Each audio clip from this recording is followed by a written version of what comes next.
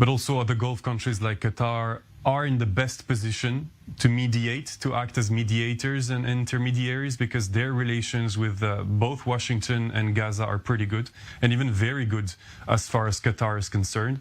It is a role that makes them known and in a way prosperous, but the Emiratis as well as the Qataris, although they seem very active, will soon come up against several things, at least in the first days or first weeks of this next Israeli ground operation. Firstly, the survival instinct of Benjamin Netanyahu and his general staff, who are, for the moment, without any kind of concession. And then they will come up against this sort of potential spiral of alliances. Will Hezbollah or Syrian groups go to war or not, etc. And if this spiral is set in motion, the UAE, Qatar, even Saudi Arabia alone will not have the means to intervene. All right, Bastien, thank you very much indeed. Bastien Bory there over in Dubai. Ruth and Alon still with us in the studio. If I could ask you, first of all, Alon, about the situation in the West Bank. Dozens of Palestinians affiliated with terrorist groups have been arrested in recent days. Is that enough to keep a lid on the situation?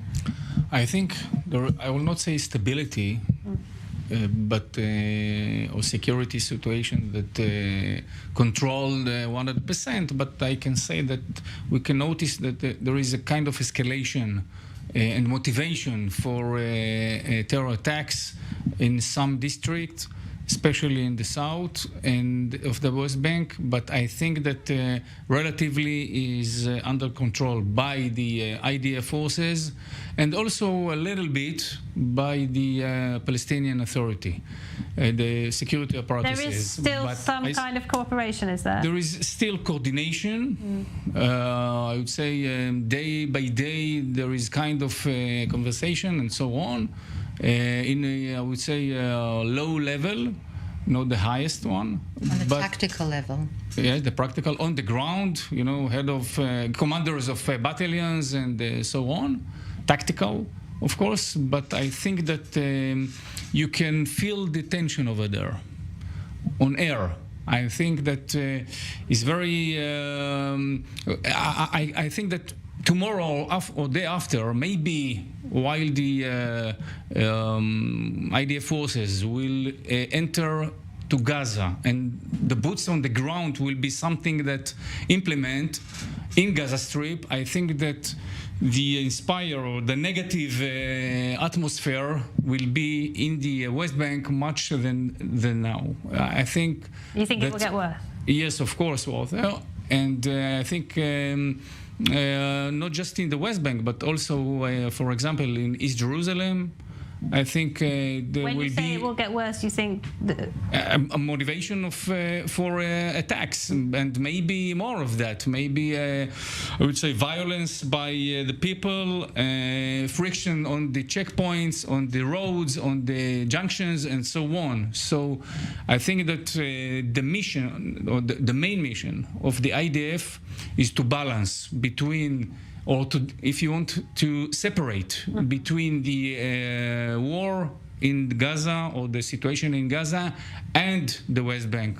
Not to compare and not to join the situation, but also to continue control those areas without involving. All right, we're going to head to Jerusalem now. Our Owen Alterman is at the Knesset, where MKs were forced to run to shelters earlier amid a barrage of rockets fired from Gaza. Owen. Yeah, 2 sirens went off here, Laura, having all of us go to a protected space, including, of course, the members of parliament themselves, who were in the plenum at the time for the opening of the winter session at the Knesset.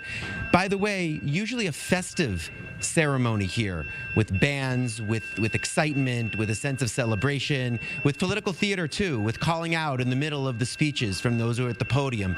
None of that today, of course. An entirely different atmosphere, and you're absolutely right, Laura, punctured by the fact that sirens went off, and even the members of parliament themselves had to get out of their chairs and go to a protected space. We were there with them, of course, members of the media as well.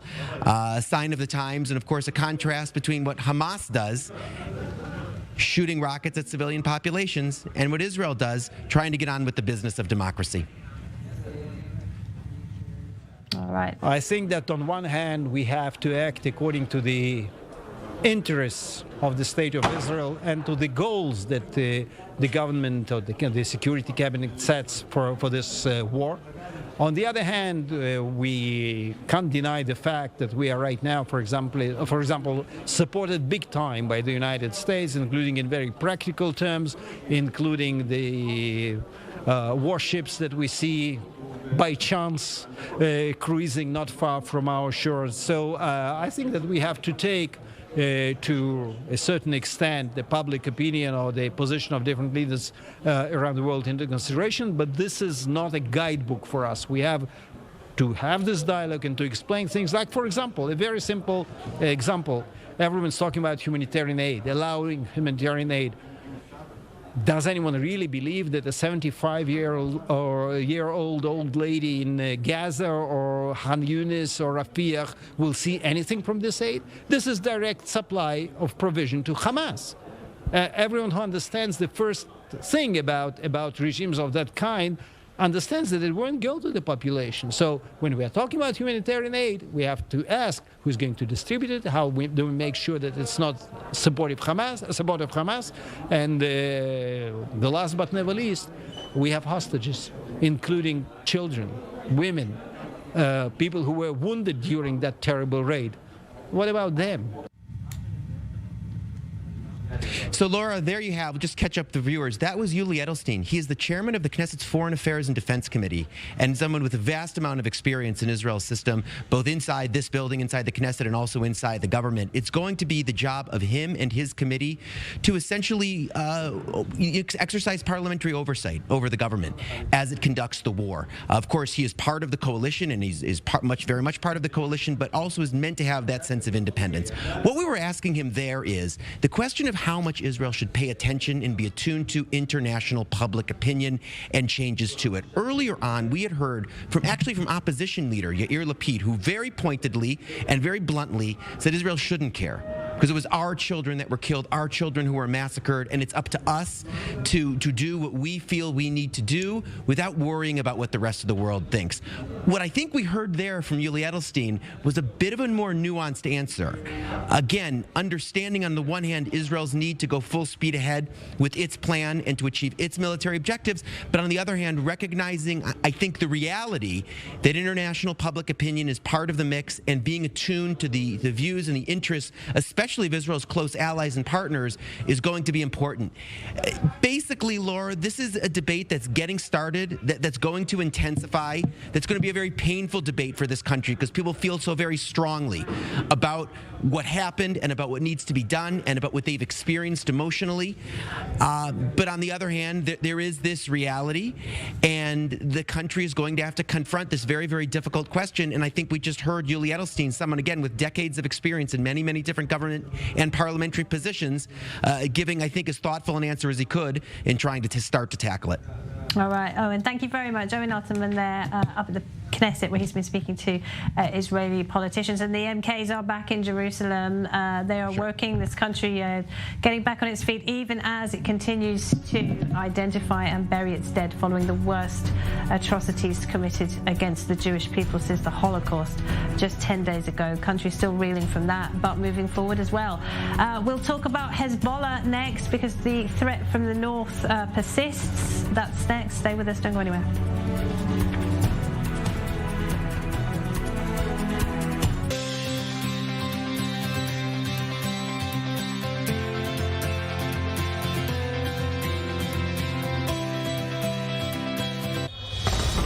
Israel is officially in a state of war. This is a very active scene, and we need to get in the car as we're talking. More than 100 soldiers and civilians have been kidnapped. Help us, we don't know what to do. We just don't know anything. Entire families, including babies and children and elderly, were butchered in their beds. Awaken the giant, and we are ready and we are strong. Everyone is showing up. This is the unity.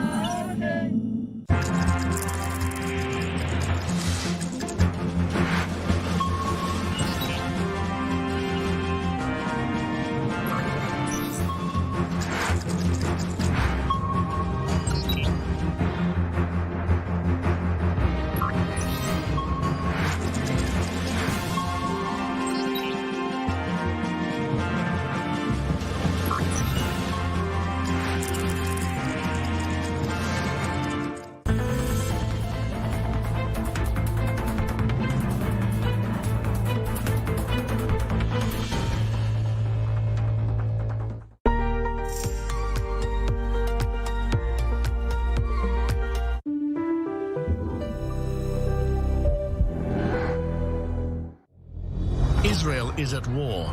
Make an investment in Israel bonds. It is the most powerful and direct way to stand with Israel.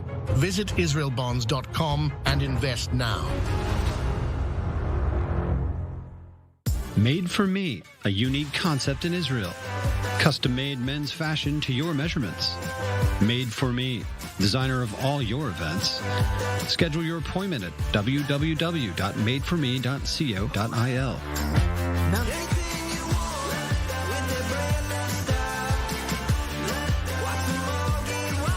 Made for Me, official dresser of I-24 News. Good evening, ladies and gentlemen.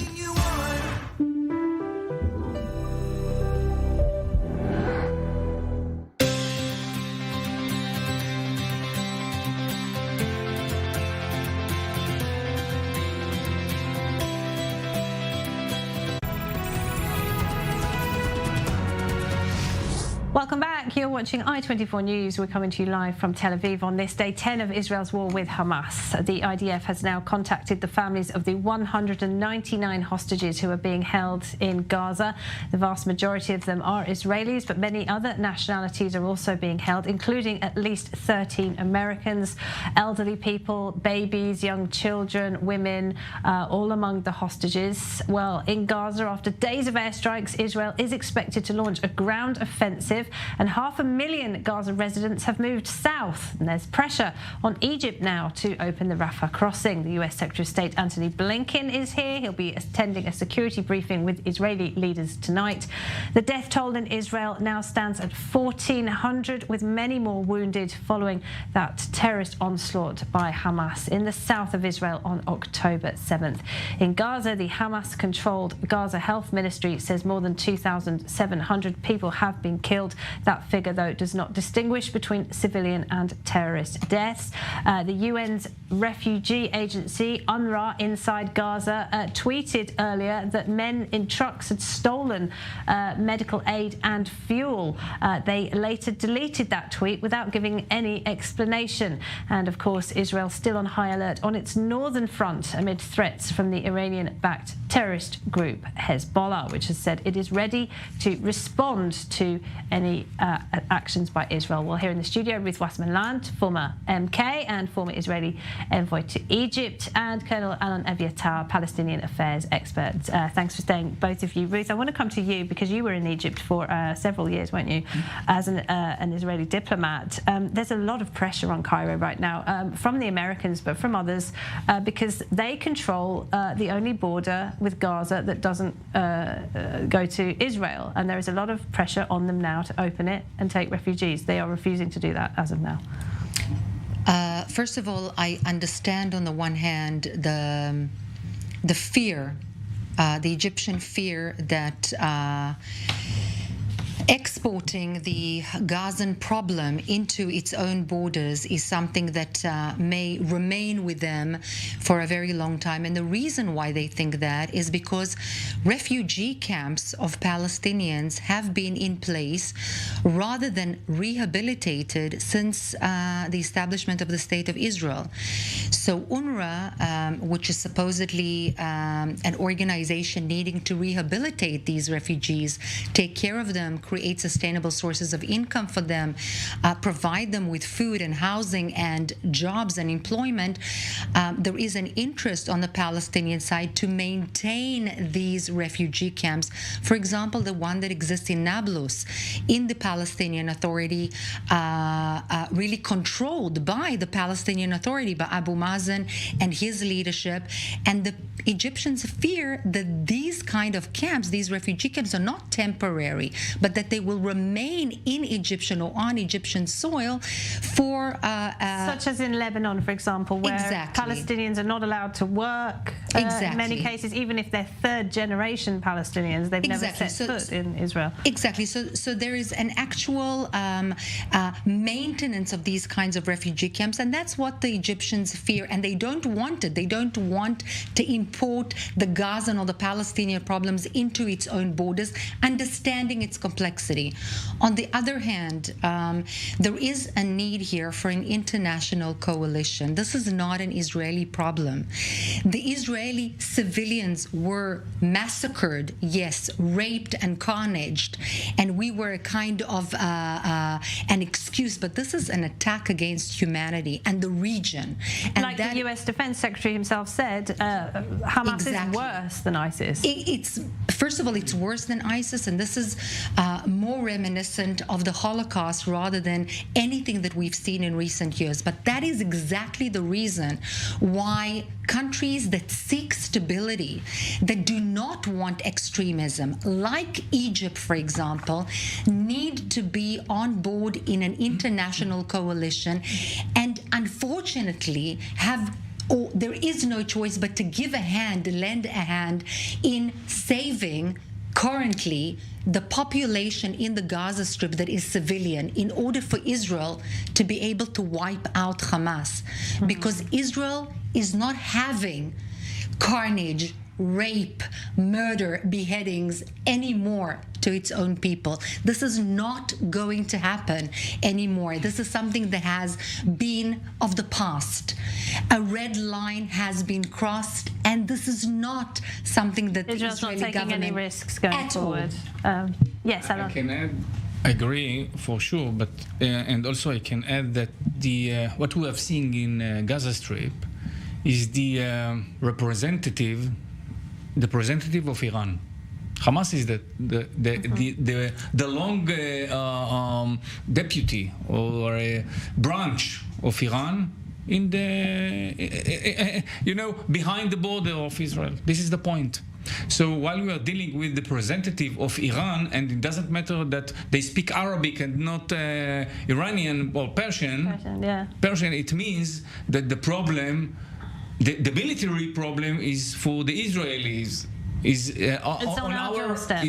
Our business, the military, but the political problems and the civilians problems and so on, it's in the international yard, not in the Israeli. Well, quite. I mean, and as Ruth pointed out, this is a problem for everyone. And there was an international coalition put together to destroy ISIS in Syria. Exactly. And as you say, we are not the only ones fighting Iranian proxies. Saudi Arabia, the United Arab Emirates has been fighting the Houthis, another Iranian proxy in Yemen for many, many years, causing the world's worst humanitarian catastrophe. I mentioned myself, 20 years ago, we realized, during this week, indication of existence of Daesh, that ISIS, that Hamas is ISIS, and so on. I can remember myself 20 years ago in Gaza Strip. I found over there, some papers of Al Qaeda, if you want, of Al Qaeda. I'm sorry to interrupt you, Alan. Right. I'm going to have to, because I'm sorry, just 1 second. We have to go to Sderot because we don't have very long, with Jonathan Regev, our correspondent, who's there. Jonathan. Yes, this is Sderot on a Monday evening, and we're, believe it or not, we are in the main road of this city. As you can see, completely blocked. There is actually a checkpoint right there behind us. This is a city of, 25,000 people. I think that at the moment, tens of people maybe are still here. Everyone else is gone. Up until the weekend, there were still, not a lot of people, but there were still people who were here. But following the weekend and as an organized evacuation process was put into place, practically the entire population left. Very few people are still here. And this is the reality in Sderot after a terrible week, which began with that Hamas infiltration, Hamas terrible terror attack, which killed so far 1,400 in Israel, quite a lot of them here in the city of Sderot. It didn't end there, of course. Sderot is usually the first place that gets barrages of rockets, some 400 rockets or so already fired to the city in the 10 days that have gone since that terrible terrible terror attack. And of course, the expectation of more to come if there really is a ground invasion, of more rockets to come. That is why we can say that practically the entire city of Sderot, some tens of people still here, mostly the city is empty. And yes, this is the main road of the city. On a regular Monday evening, we'd have plenty of people, cars, life in the city. None of that is to be seen right now. Yeah, it's really eerie to see the scenes behind you, Jonathan. Absolutely deserted city, an absolute ghost town. I mean, there we go, one car kind of breaking the silence. But it's, I mean, it's a city that is... much that's all yeah, it's a city that has suffered so much. Do you, I mean, after speaking to people, do you think people will move back there? Will Sderot ever be the same again? People will move back. If Sderot will be the same, it will take a very long time. Perhaps we're not seeing here perhaps the same scenes of devastation as we're seeing in the communities even closer to the border fence, such as Be'eri, such as Kfar Aza, where we see practically so many houses torn apart, burnt. So all these communities, Sderot included, will eventually be rebuilt, but will they return to the situation that they were before the October 7th massacre? Maybe so, but it will take a very long time.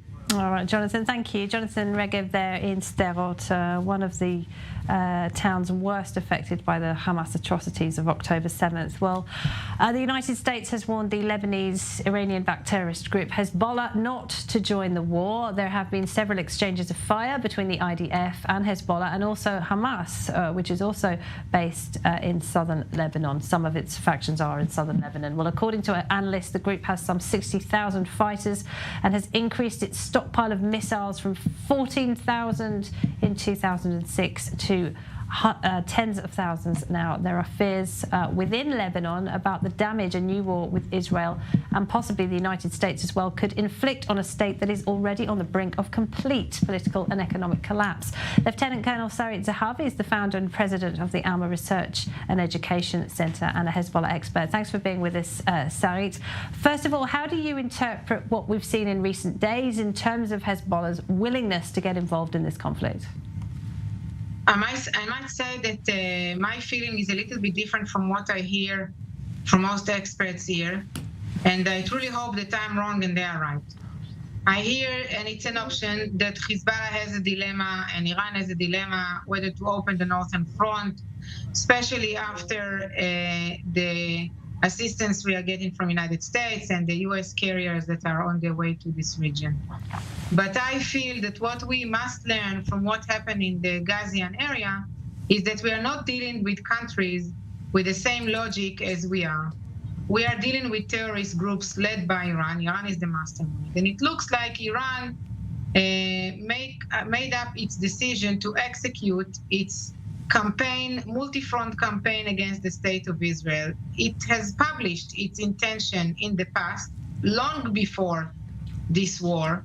And I think there is a strict plan of how to get Hezbollah into this war. Because if Hezbollah was not interested in war, it wouldn't have launched rockets 6 months ago, 36 rockets that were launched from Lebanon, and everybody said it's Palestinians. It is clear that Hezbollah was behind this.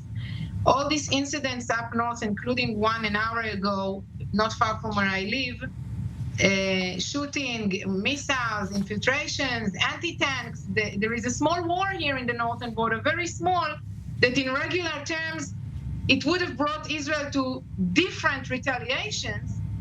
And, you know, people still think that Hezbollah has a dilemma. I think that Hezbollah's mission now is to drag Israel into war, and that way Israel will be blamed and not Hezbollah will be blamed. Meanwhile, they haven't succeeded, but they have been trying to do that in the past year, not just since October 7th. This is my point of view. That's why I'm so worried as a resident of the Galilee. We feel that the situation here is escalating every day, and things can go crazy over here every day. And yet I can say that the IDF here is prepared. We see the presence of the soldiers here, and it gives us a lot of sense of I can't say security because we don't feel secure, but I can say a sense of hope that the massacre that happened in the south cannot happen the same way in the north. Not while the reserves are here. Well, let's hope not. And the US has sent the world's largest aircraft carrier in a strong show of support for Israel. It has warned Hezbollah not to get involved in the conflict. Is that an effective deterrent, do you think? Again, I don't believe anymore in the strategy of deterrence. I believe in deeds. That's it. And I think that we must make sure that once the US carrier will leave the area, and once the reservists will go back to their wives and children, we are not going to stay here sleeping with the monster on the other side of the border. And that's why words and carriers are not enough. It is Iran. We all have to make sure that Iran understands the message. And until now, I haven't seen any evidence that Iran understands the message. The expressions that are coming out from the Syrian foreign minister, from Nasrallah, from the Iranian foreign minister are messages that promise war if Israel would do that and if Israel would do that. Well, it is clear that Israel will fight Hamas now to get back the 200 kidnapped people and to eliminate the capabilities. So what all of us expect exactly? Do you think it's a mistake for Israel to go into Gaza? Is it a trap so that Israel becomes bogged down in Gaza, leaving Hezbollah free to attack from the north? No, I can't say that because I think that IDF is also aware of the option of two-front war, and IDF is prepared. We see this, as I've said, we see this physically. We see the soldiers here. We don't feel the area is empty as it was before the massacre. The reserves are fully recruited.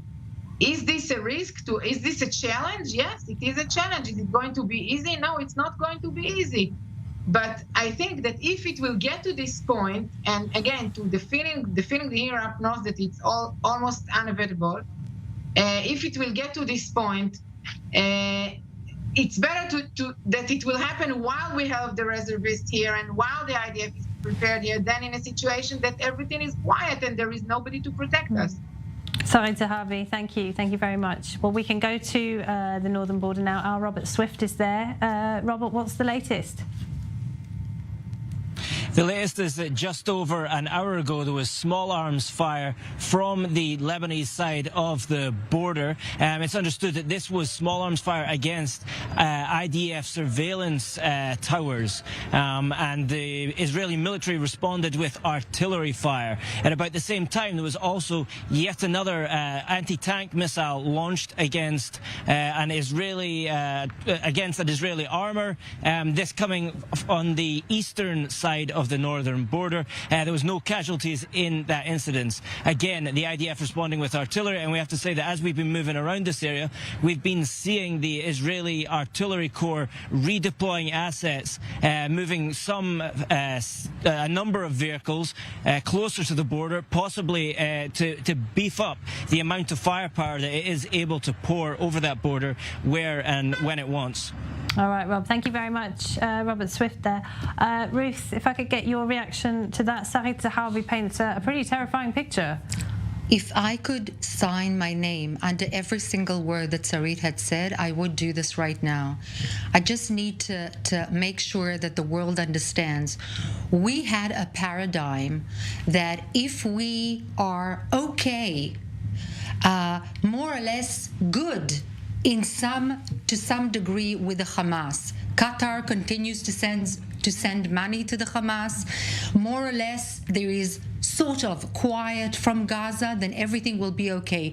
We didn't imagine in our worst nightmares the massacre that would take place. I fear that there is another paradigm vis-a-vis the Hezbollah. And I agree. There is one mastermind in this scenario.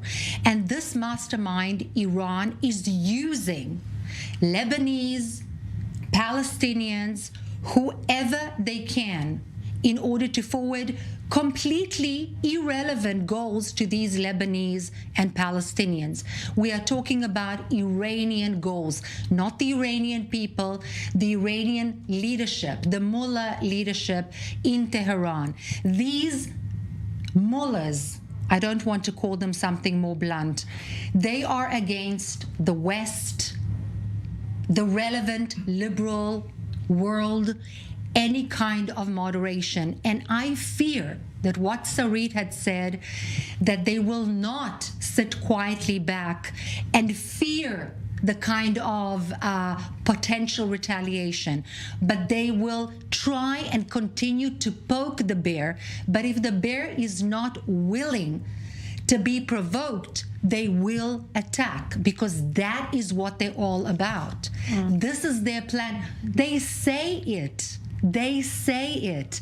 They say that it will begin with Gaza. It will continue in the West Bank. They've been provoking the West Bank with Hamas and Islamic Jihad for years. They've been trying to provoke Arab Israeli citizens, those who have issues pertaining to crime and violence. This has been proved by the Shin Bet. They are doing this with the Hezbollah. They are doing it via Jordan, because Jordan is not strong enough to prevent them. They are using Qatari money, and Qatar is dancing on 2 weddings. The United States needs to make sure that the Qataris choose a side. The world, unfortunately, needs to choose a side, because it's the good ones. Well, the United opposite States the bad ones. has very clearly chosen a side. Alon, Absolutely. Should we be reassured by the presence of the Americans when it comes to Hezbollah? This is the reason for the visit of President Biden. I think in It's supposed to come in the next weekend 2 or days. something, or before, maybe 2 days. This is the reason of the President Biden speech or visit, and this is the main reason for the existence of the American weapons, right? We are talking about military aid. very significant.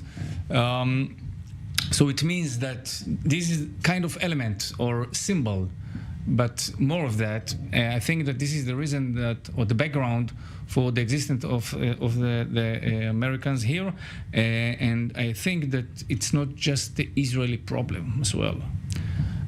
It's bigger and worse than the Palestinian one. Well, we have to deal with the Iranian, and in the northern front, they are much bigger and stronger than the southern. We are speaking about Hezbollah, but also Syria. In Syria, we have a lot of Iranian militias came from Afghanistan and other places in the Middle East. We don't care about them, but we have to remember that those 2 countries, they are not countries, they are area of terror. Lebanon and Syria together, this is the long Iranian branch in the northern front.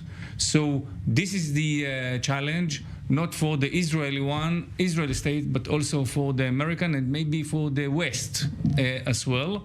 And Laura, they are waiting for us to go into Gaza. They are waiting for the ground troops to go into Gaza. Yes. Hezbollah. Maybe it's also a question of a trap or miscalculation, if you want. Is it a mistake to get bogged down in Gaza? It's not a mistake. It's not a mistake. Just needs to be taken into account. Yeah, and I'm sure it has. I think that the ground forces that will enter Gaza or fight over there, the Israeli ground forces, this situation will increase the tension in the north immediately. But we have to remember that we are not alone. I hope we are not alone in this struggle. The rockets fired by Hamas are bad enough, but these rockets, they're not precision missiles. They just fire a bunch of them at a part of Israel, but they don't know where they're going to end up. Hezbollah has precision guided kind of a missiles. GPS in those missiles. It's the location of those missiles. We are speaking about 150,000 missiles, right? Quite different from which could hit Israeli infrastructure, which could cause significant damage. Of course, and for a long run also. A long distance. I think that this is not just a military challenge. It's kind of should be a challenge for the Western coalition, not just for the Israeli headquarters. As we saw with Daesh, ISIS, a few years ago. But more complicated because Hezbollah is the real government or regime of Lebanon, right? ISIS wasn't And you've seen the Lebanese government of Syria fleeing in droves. They don't want to see their country destroyed. I mean, their country has already been destroyed to a certain extent by Hezbollah. But I think that their, I would say, leadership is not the Lebanese, but it's Iran. It's in Tehran. De facto Iran. This is the address. Exactly. The address is in Tehran. Completely ruled by Iran. Not negated by Russia. And behind everything, funded by Qatar, we can find the extreme Shia Islam. Just some news that's come in the last few minutes. The British Prime Minister Rishi Sunak says at least 6 British citizens were killed in what he called a Hamas pogrom. 10 British citizens are still missing.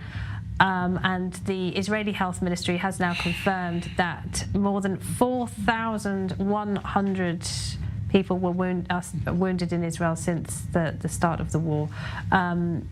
Israel's Health Ministry is also strongly condemned the UN again, the UN's health agency this time, because it has strongly criticised Israel over its strikes on Gaza. I mean, we've seen this story many times before, haven't we? The world trying to hold Israel back from destroying its enemy. By short terms, how the Israeli society feel. We feel that we had a second Holocaust. Okay, this is to summarize the feeling. It's second Holocaust. When we have to collapse the Hamas, it's more of that. All right, it's not just a military question. It's a nationality question, it's ideological, and so on. You know, it's quite crazy. I was interviewed by an Indian channel, a national Indian channel, and a Palestinian counterpart was interviewed at the same time, and he was saying that there are no confirmations. Yeah, they're really trying to pedal back on what happened, aren't they? Regarding the beheading of babies and really rapings of women. And I want to be gory for 1 second. We don't usually go into those kind of details because we have respect for the families and the horrors and the atrocities that have already been suffered. But there were not only rapes, there were gang rapes. Again, I want to stress the inhumanity of these actions.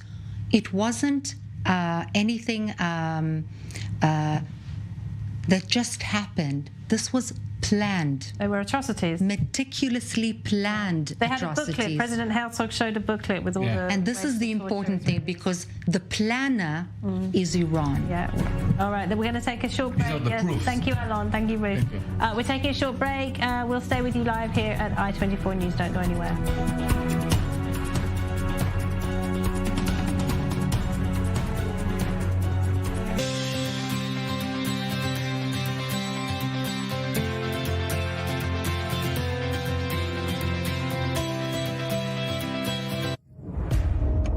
Over 1,300 people murdered and more than 3,000 injured, and the war with Hamas continues.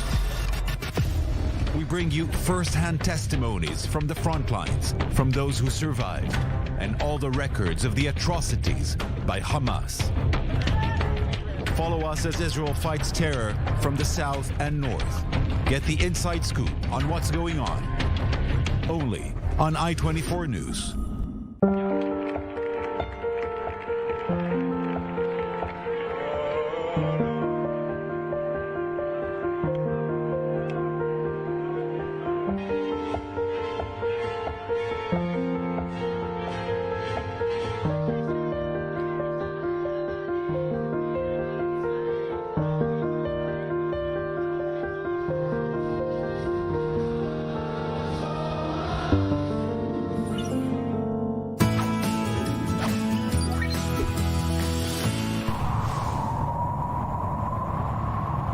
This particular project, with a gross capacity of 103.5 megawatt, will be producing around 230 gigawatt hour of clean renewable energy per year.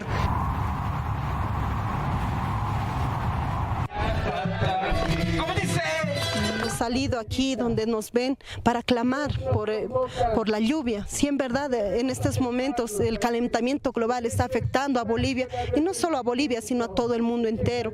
Y nosotros necesitamos lluvia para los sembradíos. The Quito Reserve, we have the right ingredients and we have to do the job. And that if we have the right ingredients and we do the job, that the vaquita can be protected.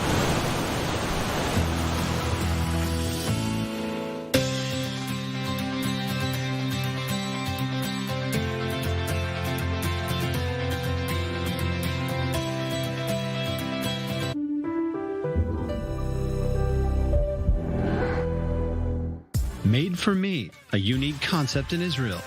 Custom-made men's fashion to your measurements. Made for Me, designer of all your events. Schedule your appointment at www.madeforme.co.il. Made for Me, official dresser of I-24 News. Good evening, ladies and gentlemen.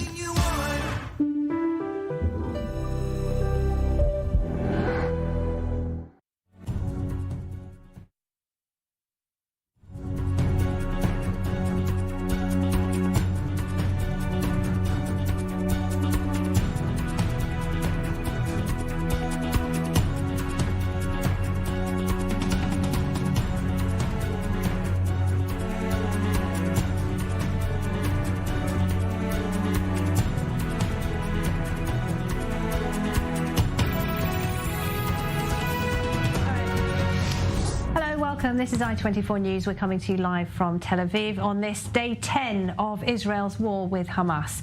199, that is the number of hostages who are being held by Hamas in Gaza. The vast majority of them are Israeli, but many others are being held, including at least 13 Americans. After days of airstrikes, Israel is expected to launch a ground offensive into Gaza.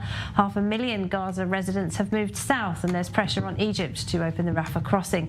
The US Secretary of State Antony Blinken is in Israel. He'll be attending a security briefing with Israeli leaders tonight. The death toll in Israel now stands at 1,400. The number of wounded has passed 4,000 following that onslaught by Hamas terrorists in the south of Israel on October 7th. The Hamas-controlled Gaza Health Ministry says more than 2,700 people have been killed in Gaza. That figure does not distinguish between civilian and terrorist deaths.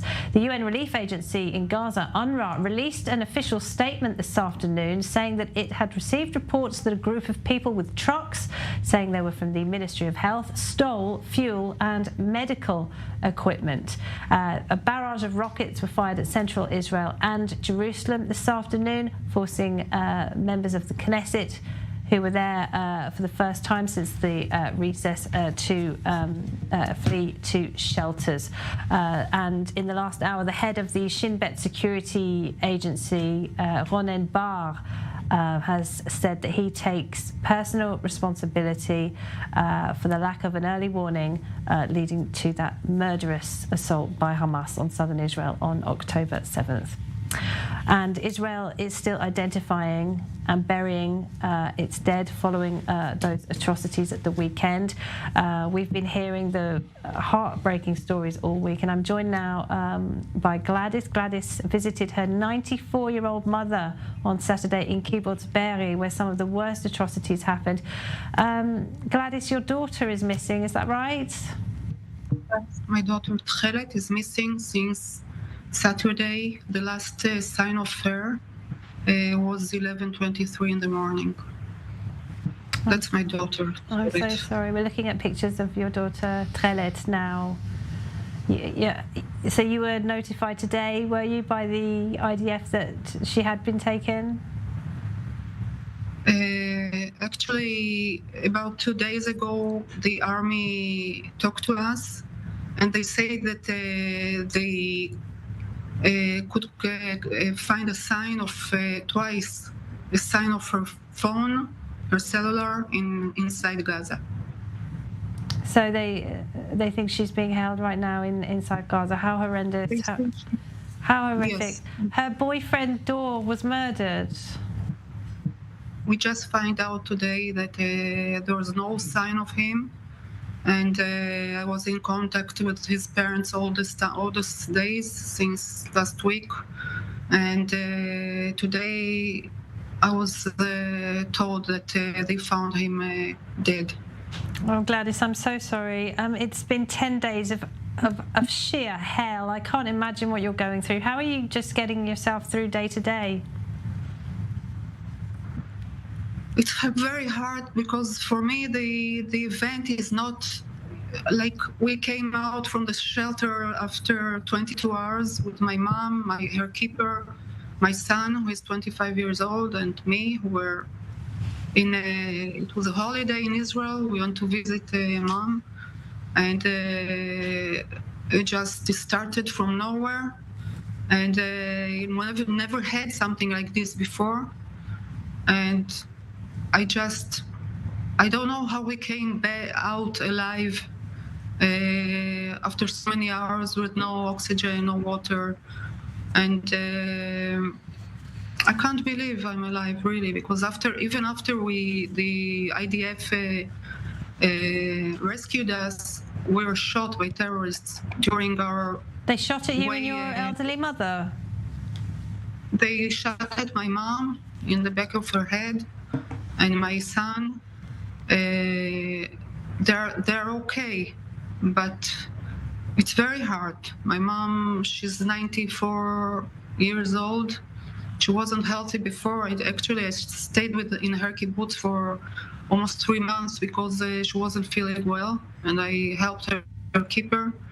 And I was living in another kibbutz in this area for 15 years. Like we live in this area for many, many years since we arrived there. We had war after war after, like, never stopped. And but something like this, like, I couldn't believe it can happen. And I'm still in shock. I'm still in shock. I'm sure you are. In shock. Yes, in 2008, my daughter and me, when she was 2 years old, were hit by a missile, living in Be'eri for a few months, and she was injured in her leg, and we are post-traumatic in any case, and this is like something that. We can see pictures of Trelet now. She looks like absolutely lovely. She's a beautiful girl. Can you tell us a little bit about her? Yes, she's a very happy young lady. She has lots and lots of friends. She's very loved by the others. She's a kind human being. She always helps friends. She likes life, and she loves her family. We love her very much. And just she started, like, she finished school now in the summer, and she was starting her life in Be'eri. She started to work with babies there, and she just met her boyfriend a month ago, and they were very much in love, and just. I'm so sorry, Gladys. I'm so sorry this happened to you and happened to your family, and we all pray for you, and we all hope that there will be a happy ending to this. God bless you. Thank you, Gladys. Take care of yourself. And your mom too. Thank you. And your son. Thank you. One of the many, many heartbreaking stories that we've been hearing. Danny Ayalon is here with me, former Israeli ambassador to the US. Hi, Danny. Hi. And Grisha Yakupovich. I'm sorry, Grisha, I was mispronouncing your name. Thank you very much. You're the former head of the civilian department of Kogat at the IDF. We're still hearing these horrible, horrible stories day after day. It's hard, isn't it? Yes, I heard something which is horrible in itself, but it's true. They said the Nazis, in comparison, were sterile, They gassed people. It was efficient murder. It was efficient murder, industrial, from afar. But they were not butchering people like they do, like they did here. And you know what?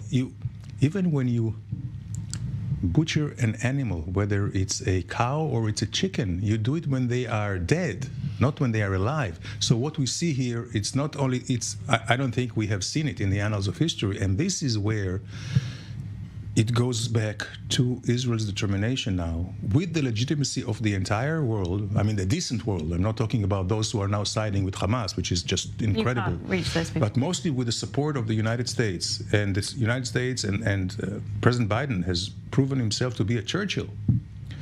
And what we need to do is a Churchillian answer to the Hamas in Gaza, just the way that the Nazis were dealt in World War II. That means the goal, annihilation. Yeah, the goal should be very, very specific to demilitarize Gaza and to render the Hamas no longer as an entity. And the goal should be, or the call now should be, just like in 1945, for unconditional surrender.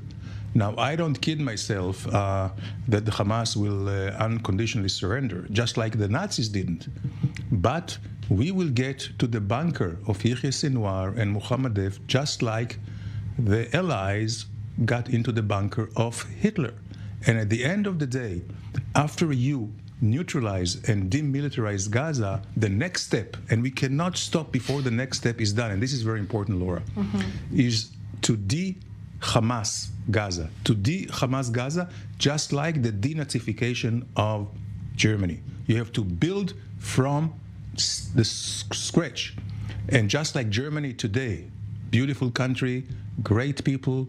You think that's possible? Well, it's not going to be overnight. It didn't happen overnight in Germany. Sure. Here, we also have a problem of a culture in Germany, which belonged to the ethos of Western civilization. And before Hitler, they did have a democracy. Here, they never had democracy, and their ethos is ISIS-like jihadists. So it's going to be much more difficult, but it is doable, because what we should do is not occupy Gaza. I mean, we should just do away with Hamas and then probably give Gaza to some kind of effective and official international body. Not that like will have UNIFIL, which has proven itself to be completely useless. Right, but there'll have to be a new architecture controlling Gaza and building it from scratch. And I think once this is done, the sky is the limit. Laura, they have a most beautiful seashore. Yeah. When we left Gaza in 2005, we thought and we said, let's turn Gaza into a Singapore. But of course, Hamas took over, and you know what happened. But still, this dream, this vision should be alive and well. Again, it's not overnight, but this should be I would say, the strategic goal. This should be the vision, and we do have the wherewithal to accomplish it. Again, not tomorrow, maybe a few years, but we need also to pull together the international community and also the Arab countries. It's very important that the moderate Sunni Arab countries who have a stake at defeating Hamas, at defeating ISIS, because they are after them as much as they are after us, to do it together. Grisha, to what extent has Israel diminished Hamas's capabilities in the past 10 days? We know, I think it's 8 senior commanders have been confirmed killed. I think already. 9. Another one was killed an hour ago, the head of the intelligence. Well, I really cannot answer this question properly. What I would say is that it will take time, and the only way to deal with that is a ground attack, entering to Gaza, and walking from street to street, house to house, road to road. This is the only way. And they're living 70 meters underground. In some places it's 40, in some places it's 70. It's the aquifer in Gaza is very high, so we know that the layer of the hard wall, the rocks, is something like, in some places 70, in some places 60, some places even 80 and 100. It depends. So yes, they are there. That's why it's going to take time. The mission is going to be complicated. It's not going to be easy, but I think that we are determined. to do it. And we just hear Yair Lapid is the latest politician to say that Israel will destroy Hamas without listening to the international. This is one of the most important things when the unity government says something like that. This is a very important message. It was Yair Lapid who said it. I know. He's not part of the government. But we're all on He's the opposition, but he's supporting the government from the outside. This is unity. Yes. Okay. All right. Thank you, Grisha. Well, usually in past wars between Israel and Hamas, there has been significant international pressure on Israel to stop bombing Gaza after just a few days, which means that in the past it has never been able to completely destroy Hamas. Eylon Levy is the spokesperson for the Office of the Prime Minister of Israel, and he joins us now. And Eylon, thanks for being with us. You've been working hard to get the crimes of Hamas out to the world. Would you say that in the mainstream, public sympathy remains with Israel 10 days on? There is a huge amount of international sympathy with Israel now in the wake of the October 7th massacre, and unfortunately the flood of information that continues coming out of Israel, the reporters who are being taken to see the scenes of the atrocities in Be'eri, Kfar Aza. Many journalists on the ground are doing very important work pushing the news out, but we're under no illusions that as the fighting progresses in the Gaza Strip, despite Israel making every effort to minimize and avoid civilian casualties, the narrative in the international community will shift as people begin to forget the atrocities that happened on the 7th of October. And our job, and I think the job of every friend and supporter of Israel around the world, is to remind everyone that this wasn't just another Hamas terror attack. This wasn't just another of many atrocities that Hamas has committed against our people over previous decades. This was the world's worst terror attack after 9/11. The death toll is now half of 9/11, not in scaled up for population, in absolute terms. We're talking about the single largest massacre of Jews since the Holocaust, forms of violence that remind us not only of ISIS, but of the darkest periods of the Holocaust. Hamas death squads that went door to door, butchering people, incinerating whole families with thermobaric weapons. I've seen on your channel as well gruesome reports as well of a pregnant woman who had her belly sliced open and then the baby stabbed. I mean, we're talking about true acts of savagery. This was Israel's 9/11, and we're still in September. Right, and I mean, many in the international media seem to be clinging on to this idea that this is like previous wars between Israel and Hamas. Are there any signs that they're starting to see that it is different this time, that Israel is not going to stop until Hamas is destroyed? I think from the beginning, actually, we saw the tide turning in the international community right on Saturday morning, just as details of the atrocities were beginning to come to light, a flood of condemnations from around the world, and the rhetoric shifted. I think in the past, whereas global leaders said that Israel had a right to defend itself, this time they said it has a right and a duty to defend itself, because they understand exactly what Israel is saying. Hamas, a violent ISIS-like terrorist organization, has genocidal ambitions for the Jews, eliminationist ambitions for the state of Israel, but it's going to come for the West next. And I think that people are looking at the horrifying scenes that we're seeing on campuses around the world, on the streets of London, of Paris, the chants of from the river to the sea, and understand that we're dealing with a very dark, twisted form of terrorism and extremism that is going to hurt the international communities. Look, the scale of what we experienced on Saturday, we don't use the phrase crime against humanity lightly. It was not only a crime against human beings, this was a crime that murdered, abducted, injured members of 42 nations. I mean, this was a crime against humanity in every respect. And I think the international community understands that. And that's why the rhetoric we've seen from world leaders this time has been different in really expressing their solid, forthright, unwavering support for the state of Israel's right to defend itself. And aside from the extent of the atrocities, we've also seen a very large cache of weapons that Hamas managed to get into the south of Israel, machine guns, all kinds of guns, RPGs, rocket launchers, thermobaric weapons, all used against civilians. What does this mean for that narrative that we've had in the West for so long, you know, these sympathizers with Hamas and with the Palestinian cause, that Gaza was an open-air prison, that Israel was keeping people in a prison? I mean, the prison guards clearly were not doing a very good job, were they? Well, indeed, we're about to see the accusations against Israel and the international community shifting. People who claim that the Gaza Strip has been under siege for 15 years will now claim that Israel is laying siege to it. People who claim that the Gaza Strip has been under occupation will now accuse Israel of occupying it. And people who say that Palestinians in the refugee camps were refugees are now going to accuse Israel of making them into refugees. The accusations in the international community are going to shift against Israel because it very rarely gets a fair hearing. But what comes next is clearly that there are going to have to be much tighter restrictions on what comes into the Gaza Strip. Because for many years, Israel tried to impose whatever restrictions it could on allowing rockets, on allowing, materials that could be used in order to build rockets into the Gaza Strip. And clearly, Hamas was able to evade those restrictions and build a truly terrifying war machine. And in whatever comes next, we expect the international community to understand, after Hamas, after victory, after we would destroy this awful ISIS-style terror organization, that the Gaza Strip can never be allowed to host such a barbaric terror organization with the capability to launch attacks against Israeli civilians. The Gaza Strip can never have that capability anymore because the state of Israel simply cannot exist in this region in the Middle East when it has such violent ISIS-like terrorists with the abilities to commit mass atrocities against Israelis living mere meters from our houses. Elon Levy, thank you very much. Thank you. Well, back with Danny Ayalon and Grisha Yakubovich in the studio. The media war is an important part of this, isn't it? When it comes to the world putting pressure on Israel to step back and halt its operations, no sign that that's going to happen this time. You're asking me or Danny? You, Grisha. Well, I think it's one of our failures, unfortunately. We were prepared, in air, ground, at the sea, and on social media, on public opinion. I think that we did, let's say, a bad job. We need to improve.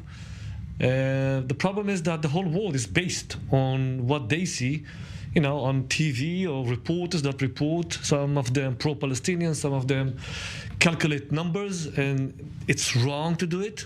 Let's compare it to the Second World War. How many people died from the group of the Allies, and how many people died from Germany? From Germany, something like 8 million people, comparing to, 1 million civilians. It means that we committed crimes against the Nazis. Okay, so it's the same thing here. Okay, this is not the Holocaust. This is a modern Holocaust. Okay, this is not a Holocaust of Jews spread all over Europe. This is a Holocaust inside our state, and this is why it's so different. And ISIS, excuse me, Elon, it's a compliment. But ISIL, it's worse than ISIS. Danny. You're the former ambassador to the United States. Some encouraging surveys coming out today which show public opinion, despite these noisy rallies that we've seen in the streets of some American cities, public opinion is very much in line with the American leadership right now. Israel must defend itself.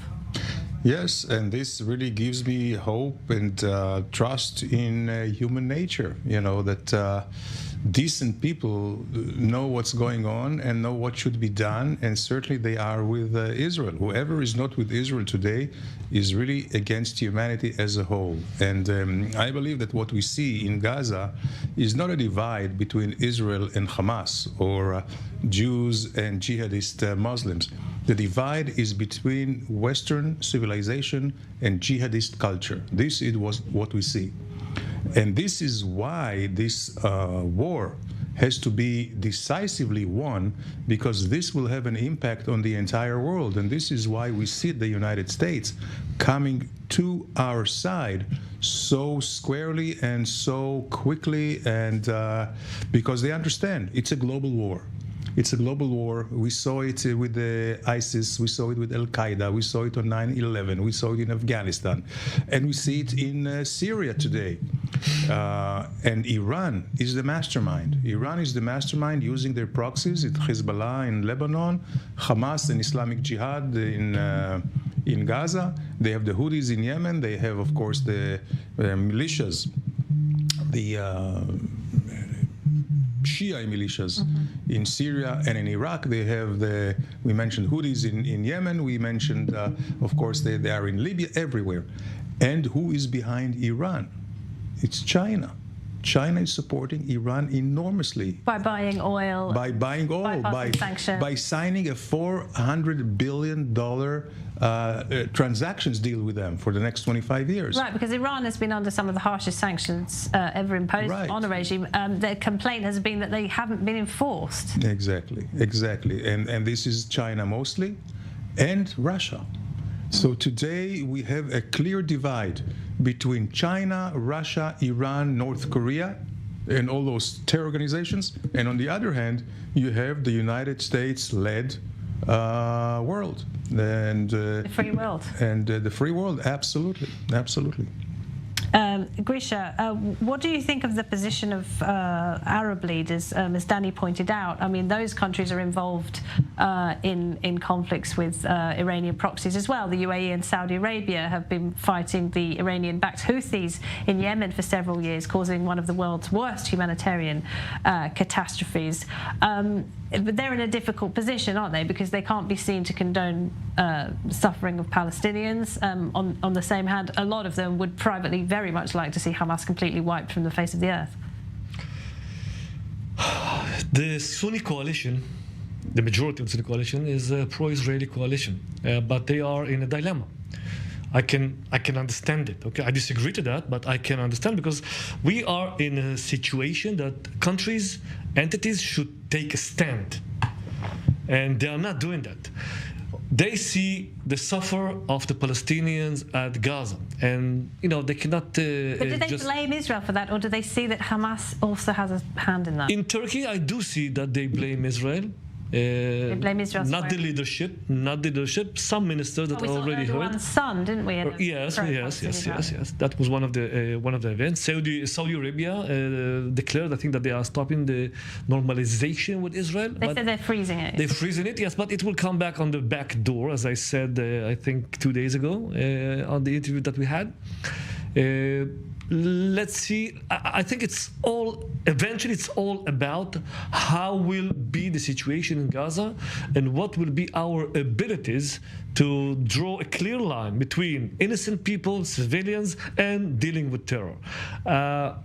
We assumed at the beginning that we can just enter to Gaza and start war, but it looks like we are moving a little bit back to May 2021, and we are trying to manage, let's say, the damages, okay? Or PR, damage limitation. It's not the PR. It's like fighting. It's like walking tiptoes on eggs again. Walking on eggshells. Walking on eggshells. That's a better definition. Thank you. And this is what I understand that is going to happen now. So it's not going to be a collaborative destruction of Gaza. It's going to be way more targeted with more intelligence, and we will need to improve our intelligence abilities and to bring it to superiority. And just very briefly, what do you see Gaza looking like in the future?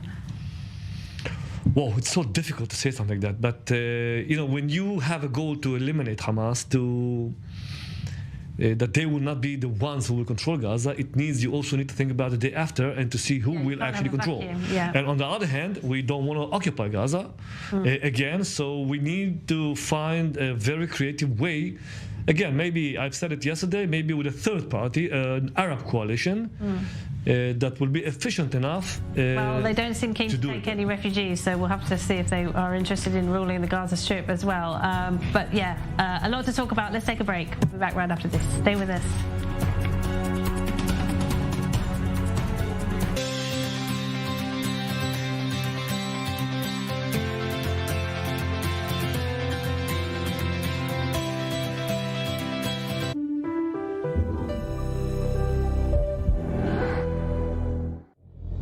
Israel is at war.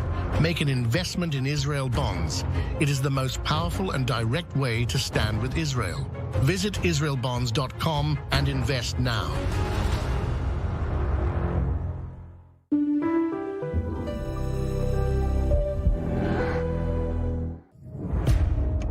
Over 1,300 people murdered and more than 3,000 injured, and the war with Hamas continues. We bring you first-hand testimonies from the front lines, from those who survived, and all the records of the atrocities by Hamas. Follow us as Israel fights terror from the south and north. Get the inside scoop on what's going on. Only on I-24 News.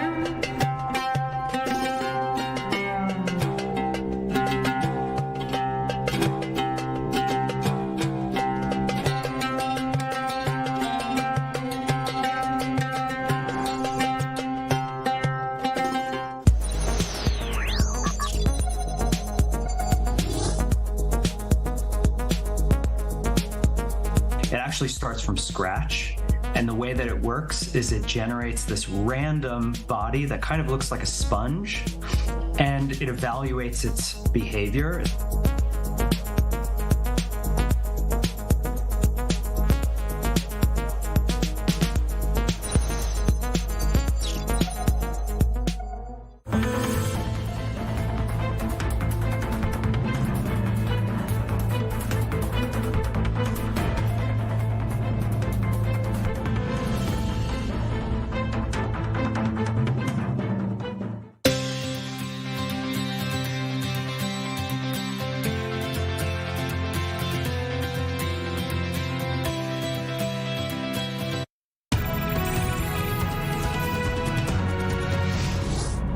This is I-24 News. We're coming to you live from Tel Aviv on this day 10 of Israel's war with Hamas. 199, that's the number of hostages who are being held by Hamas in Gaza. The vast majority of them are Israelis, but many other foreign nationals are being held, including at least 13 Americans. After days of heavy airstrikes, Israel is expected to launch a ground offensive into Gaza.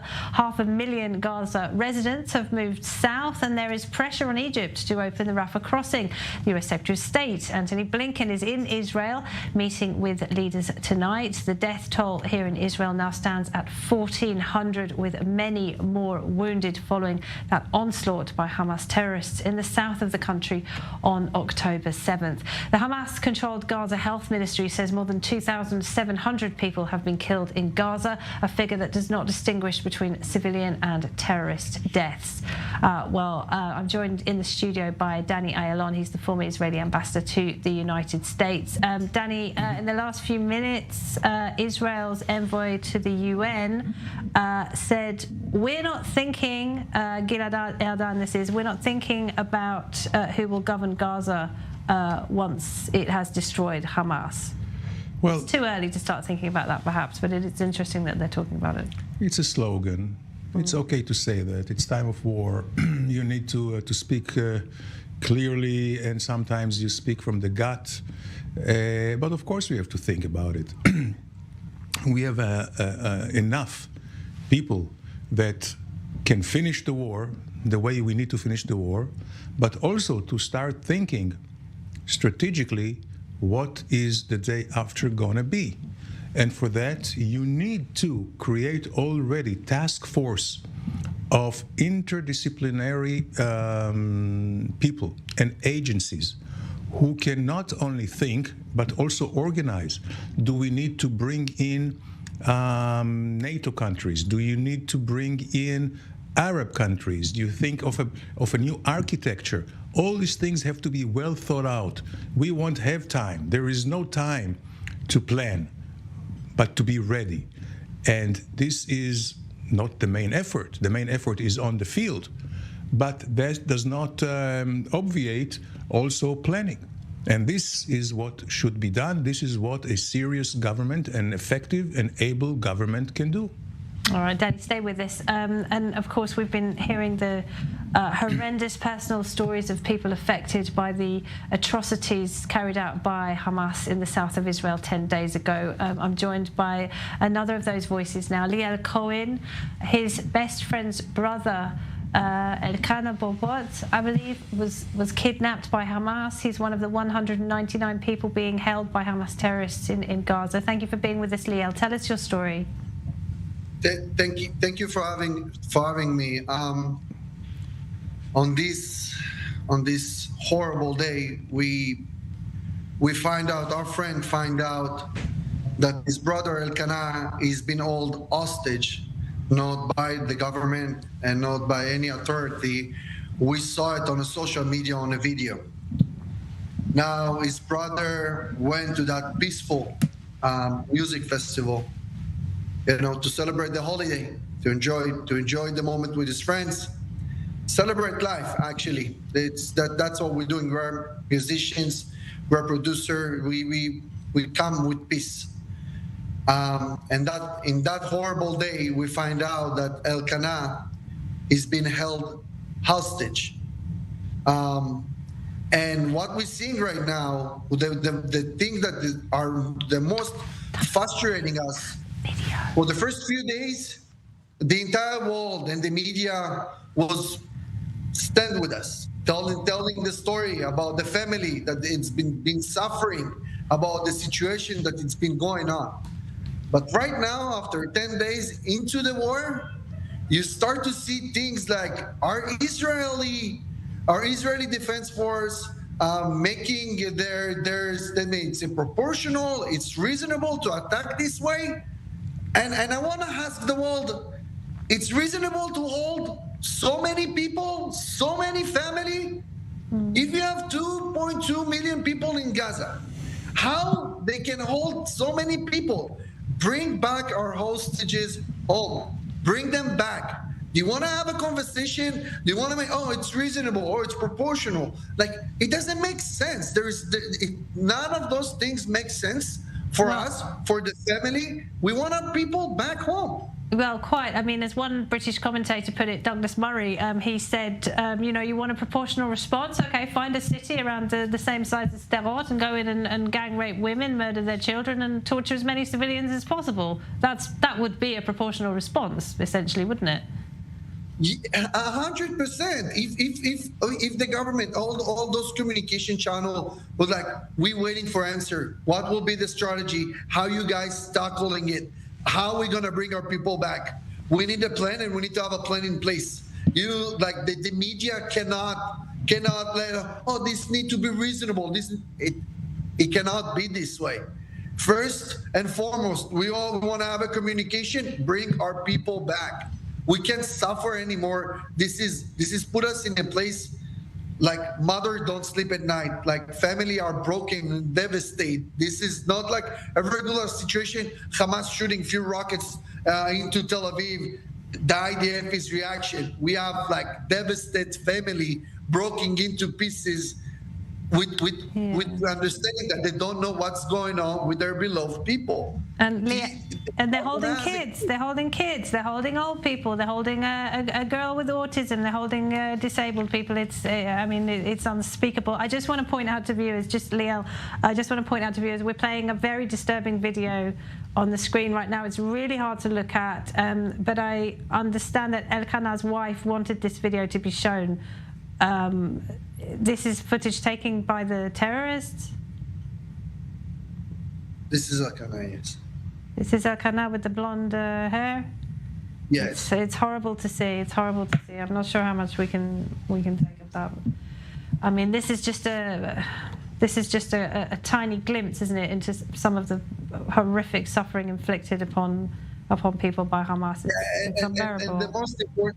And the most important part of all of it, of this video, you're talking about people that really, like, they are the gem of our country. They support peace.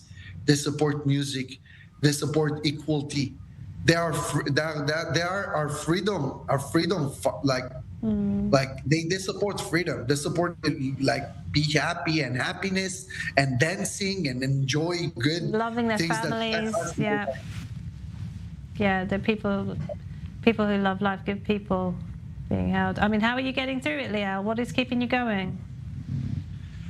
Actually, the community here in New York it's incredible. So there's so many beautiful and incredible people joining forces and stayed by Israel and helping us. And this is very important message that I would like to send to everyone. If you're focusing on doing good, on supporting one another, it's gonna take you away from this war. We need to be united and we need to focus on positivity and how we can help one another to go through those difficult times. This is the only way we're going to be able to win this war. It's not about, we understand all the government and the military part, but it's between people, how we bringing hope to the table, how we're standing by each other, and how we can basically deliver a message that we unite, that there is hope inside us. And we want to see better days also for the Palestinian neighbors and first and foremost to our families and our soldiers and the people that right now in the field and making sure they have everything that they need in order to keep doing what they're doing. Absolutely, Liel. Thank you so much. We hope for a happy ending to this horrific story for Elkanah. Really, really hard. Lots of love to his family and love to you. Keep going, keep strong. Thank you for talking to us, Liel Cohen. Thank you so much, Ryan. Thank you. Bless you. Okay, well, some news in a few minutes ago. Netanyahu's been speaking with the Russian President Vladimir Putin. What do you make of that, Danny?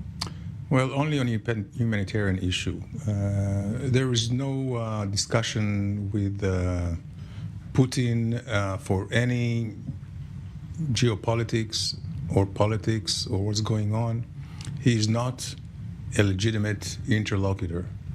Not only because after what he did in Gaza, but also we see this anti-Semitic slur coming out of Russia state-owned television.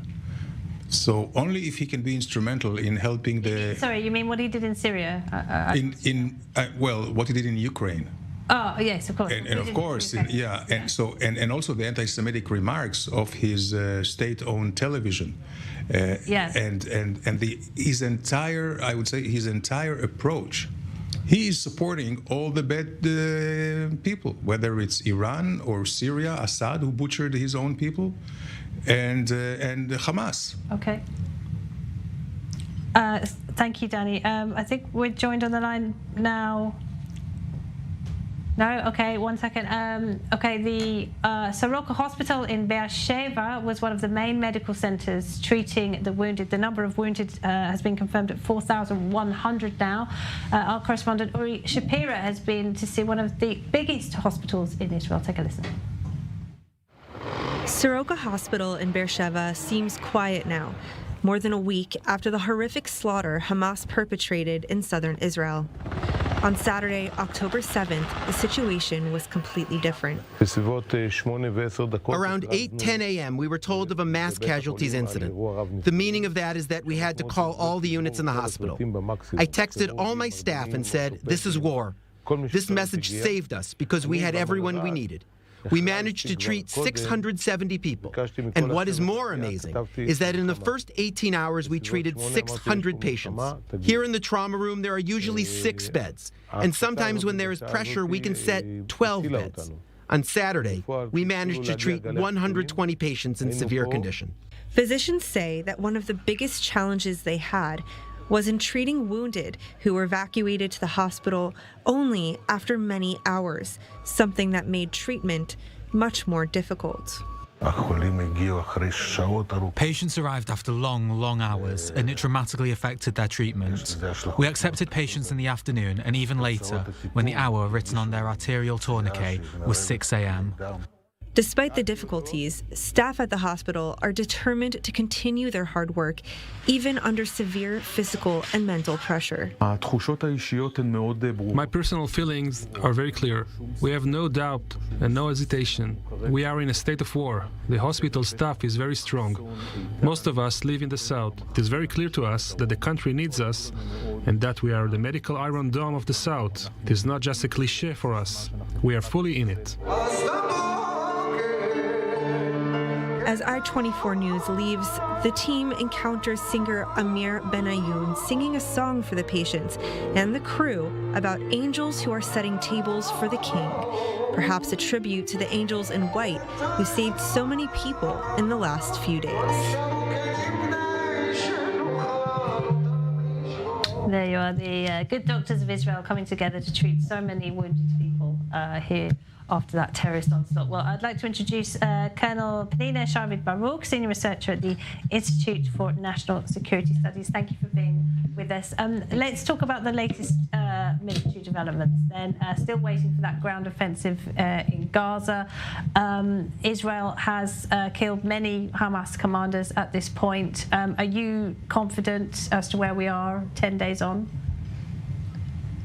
Well, I think that what the Hamas did, clearly, don't have to maybe repeat it again, but is crimes against war crimes against humanity, genocide, and it also proved that it is a military threat of the highest degree, almost I would say an existential threat, at least to parts of Israel. It de facto conquered part of Israel because as long as people can't go back to their houses, so this means that it is still endangering also Israel, so not allowing Israel to apply its sovereignty in this area. So clearly we have to fight it and we have to dismantle its military capabilities. We cannot leave this enemy at our border.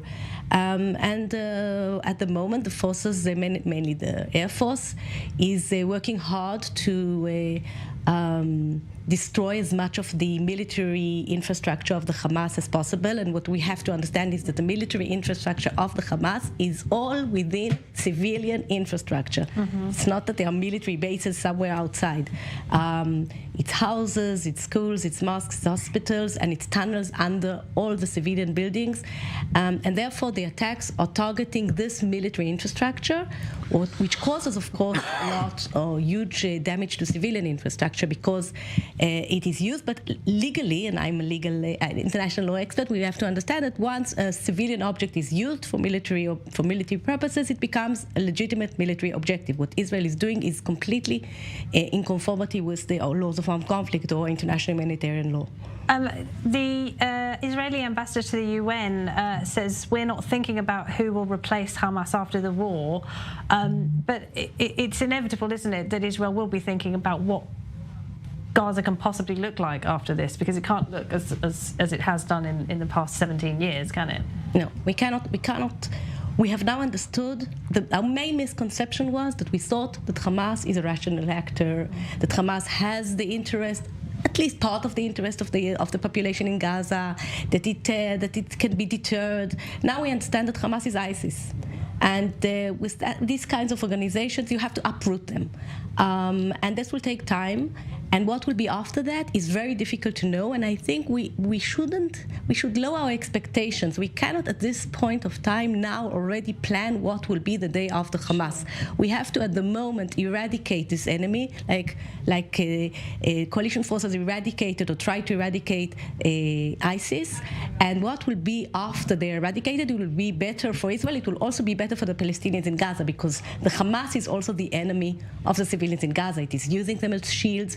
It is diverting. Well, UNRWA, sorry to interrupt. Yeah. The UN agency, UNRWA, a refugee agency in Gaza, tweeted today that essentially Hamas gunmen had stolen their fuel and medical aid. Yeah. Fuel and medical aid, which is supposed to get to civilians. They later deleted that without explanation. Because they will be murdered by the Hamas. They're just putting it on the tweet. Right.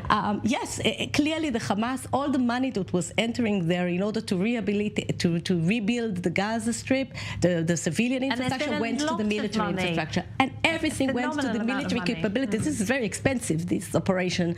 They don't care about their people, and even I would say the opposite. They they have an interest in many civilian Gazans killed because they believe that will put more pressure on Israel to stop. That's the game that we always play, isn't it? Okay, but it's true, unfortunately. Yeah, absolutely. Janina, stay with us because as if this was not enough, Israel is also on high alert at its northern border. Another terrorist organization is just across the border. This time it's Hezbollah, also backed by Iran. The United States is here. It has sent significant military support, including the world's largest aircraft carrier. It has warned Hezbollah not to get involved, but Israel is very much on alert in the north. We can go there now. Our Robert Swift is at the border. Rob, where are you? What's happening? That's right. The skirmishes which have been taking place here on Israel's northern border have continued at pace again this afternoon, with small arms fire from Hezbollah forces being directed towards Israeli observation towers, as well as yet another anti-tank guided missile being fired across the border at an Israeli Merkava tank. Unlike the incident yesterday, which resulted in Israeli casualties, there was no killed or wounded in the Israeli vehicle, and the IDF has retaliated with artillery fire. We've seen artillery units moving around the area, a number of howitzers moving into position, presumably to beef up the amount of firepower that Israel can apply on Hezbollah. And there's some concern the fact that the small arms fire, which I mentioned, being targeted at observation posts, there's concern that this may be connected with an attempt to essentially blind Israel's eyes to a certain extent to make it easier for Hezbollah to infiltrate the border. But as of yet, that seems to have been unsuccessful.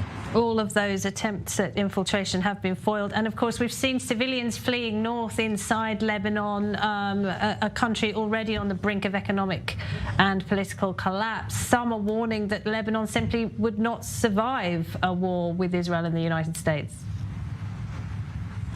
Indeed. I mean, it's for a number of years now, people have been warning about the collapse of Lebanon. Its economic situation has been catastrophic for years, but it's possible that a war against Israel could be the thing that pushes it over the edge. And while, Hezbollah is a massive organization with a great deal of support from within the country, Lebanon is made up of many different demographic groups, and not all of them support the organization by any means. So yeah, there will be some support there. But it's also worth bearing in mind that on the Israeli side of the border, that civilians have also been fleeing, with communities along the border evacuated today as a result of the continued pressure that communities here are feeling from Hezbollah. There's 28 communities, many of them are villages that we've been broadcasting from in the last few days, that now have been cleared of their civilian population. All right, and people are being told, stay away for now. You can come back when it's safer. Now is not the time to be in these northern communities. And some of them are very, very close to the border, Indeed. Aren't they? Look, there was some of them that we were standing in, and we're literally 100 meters from the border. So yeah, some of them are, rifle range, let's say, across the border, and so you can understand why the IDF would want to take these people away from that immediate danger. All right, Rob, thanks very much. Robert Swift is up there on the northern border, and Penina Shavit Baruch is with us in the studio.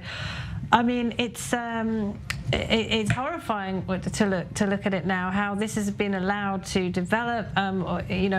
Analysts have been warning for years, haven't they? You can't let a terrorist group control a border, but that is essentially the situation we're in. Hezbollah has guided missiles, 150,000 of them, I believe, pointed at Israel. This is a very worrying situation if and when Hezbollah will join the war. Yes, it's worrying, but we are ready for it. I think the civilians in Israel are also already understanding that if Hezbollah does enter, they are prepared for heavier rockets, which will be more difficult. But we still have, I think, the upper hand. We have a very strong military. We are now prepared. They're not going to surprise us, and we have the U.S. that is backing us, and I think other countries too, because once the Hezbollah enters, And the Hezbollah is completely backed by Iran, and Iran in general is meddling here and pushing things. I think the world will understand, the Western world, and also the Arab Sunni countries, moderate Sunni countries, will understand that this is not just Israel's fight. This is whether this axis of evil will prevail, and it will eventually get to them. So I think they will find a very strong and united Israel against them, but also a united and I believe strong coalition against them. And I think that would be a huge mistake if the Hezbollah, on the part of the Hezbollah, if it enters the fight. And I think also the Lebanese people really don't want that to happen, and the Hezbollah is not very popular in Lebanon, and that will be also they're falling in Lebanon too. So it would be a grave mistake on their side. I mean, Danny, we've had so much solid support from the US President Joe Biden, right to the Mayor of New York, Eric Adams. I mean, very strong support from the United States. But they too in the US misjudged the situation, didn't they? They also allowed this to develop on Israel's borders. Oh yes, definitely. After the Second Lebanese War in 2006, there was a resolution by the UN Security Council 1701, which specifically prescribed of Hezbollah not being on the border and keeping a safe distance. This was not the case. We have Hezbollah on our border right now against the UN resolutions and defying the very UN UNIFIL force, which is right there. So definitely we have been in a mode of containment, in a mode of absorbing everything that they were just doing to us, but no more, I think. And this is what we discussed earlier, Laura, that what will happen in Gaza will determine the entire fate of the Middle East and beyond. And this is why we have the Americans so much behind us. Because the Americans in recent years, they have been trying to pull back from the Middle East, haven't they? Right, going back to President Obama with his pivot towards Asia. Right. There's not much support inside the United States for intervention in the Middle East. Is that all changing now as well? I hope so. And you just mentioned that there is a new poll in the United States showing a great support for Israel. There is a saying here, if you don't go to the Middle East will come after you. So the U.S. will have to continue and be here. And it doesn't mean just boots on the ground. It has to be a political support. It has to be strategic support. And I think this is what we see. And actually, the United States have been starting understanding that there is a new shift, and there should be a new shift in the region when they really encourage the Saudi Arabians to come up and to have some normalization with Israel. Of course, this has been scuttled now by Hamas, and probably the timing of this attack also had something to do with the rapprochement that is planned with Saudi Arabia. The Iranians, by the way, just 2 days before the war started, the Iranian Raisi, the president of Iran, said out loud, warning the Saudis not to start a political process with Israel. He said, don't gamble on the wrong horse. So this had also something to do with it, but no more. What about Qatar? How long can Qatar remain a US ally? Hamas leadership. Yes, Qatar are, how should I say it? I'm trying to think very politely and politically correct. You are a diplomat, Danny. Yes, the Qataris are in bed with everyone. With the Iranians, with the Saudis, with the Israelis, with Hamas, with everyone else. And this is their raison d'etre, to be there in order to mediate, in order to do things. I have no trust and no respect to the Qataris, nor to their state-owned Al Jazeera, which is, again, an anti-Semitic... Which is still broadcasting from Israel, by the way. Yes, absolutely, absolutely. The Mossad has advised that it shouldn't be. Yeah, right, absolutely. And, it's just like, we are... All right. Okay. We have to end We'll there. leave it for the next time. Coming to break. Danny Ayalon, thank you very much. Penina Baruch as well, thank you to you. That's it for this hour. Do stay with us. 199 hostages being held in Gaza. That's now been confirmed by the IDF. Military offensive continues in the south. Everyone braced for an Israeli ground offensive into Gaza. Do stay with us on I24 News. We're live from Tel Aviv. We've got all the very latest for you. Don't go anywhere. Thanks for watching.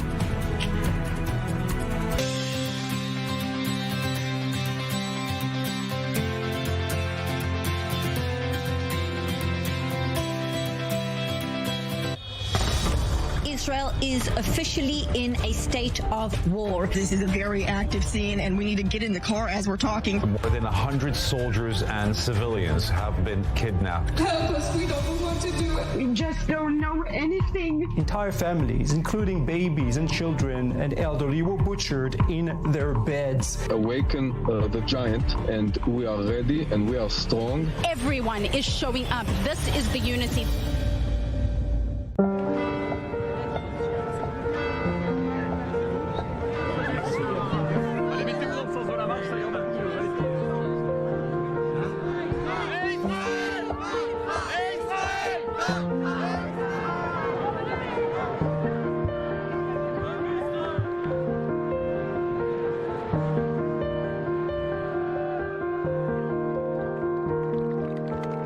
passe maintenant le micro.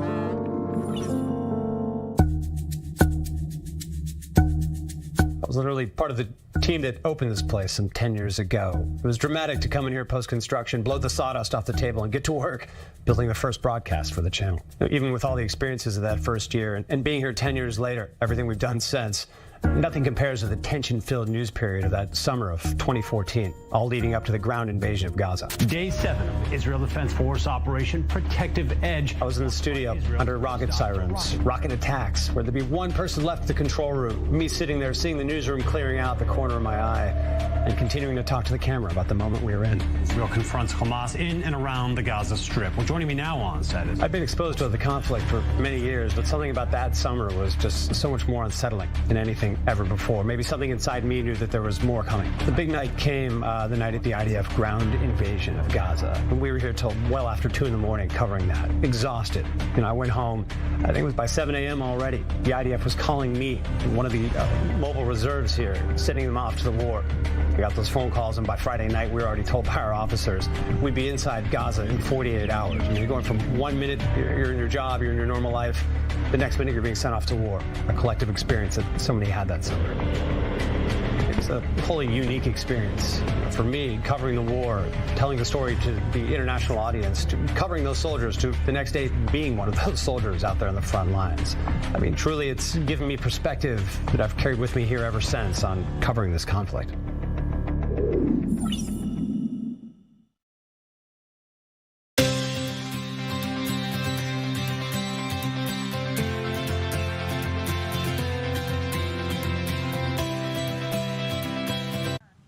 הצעקה בגוש דן.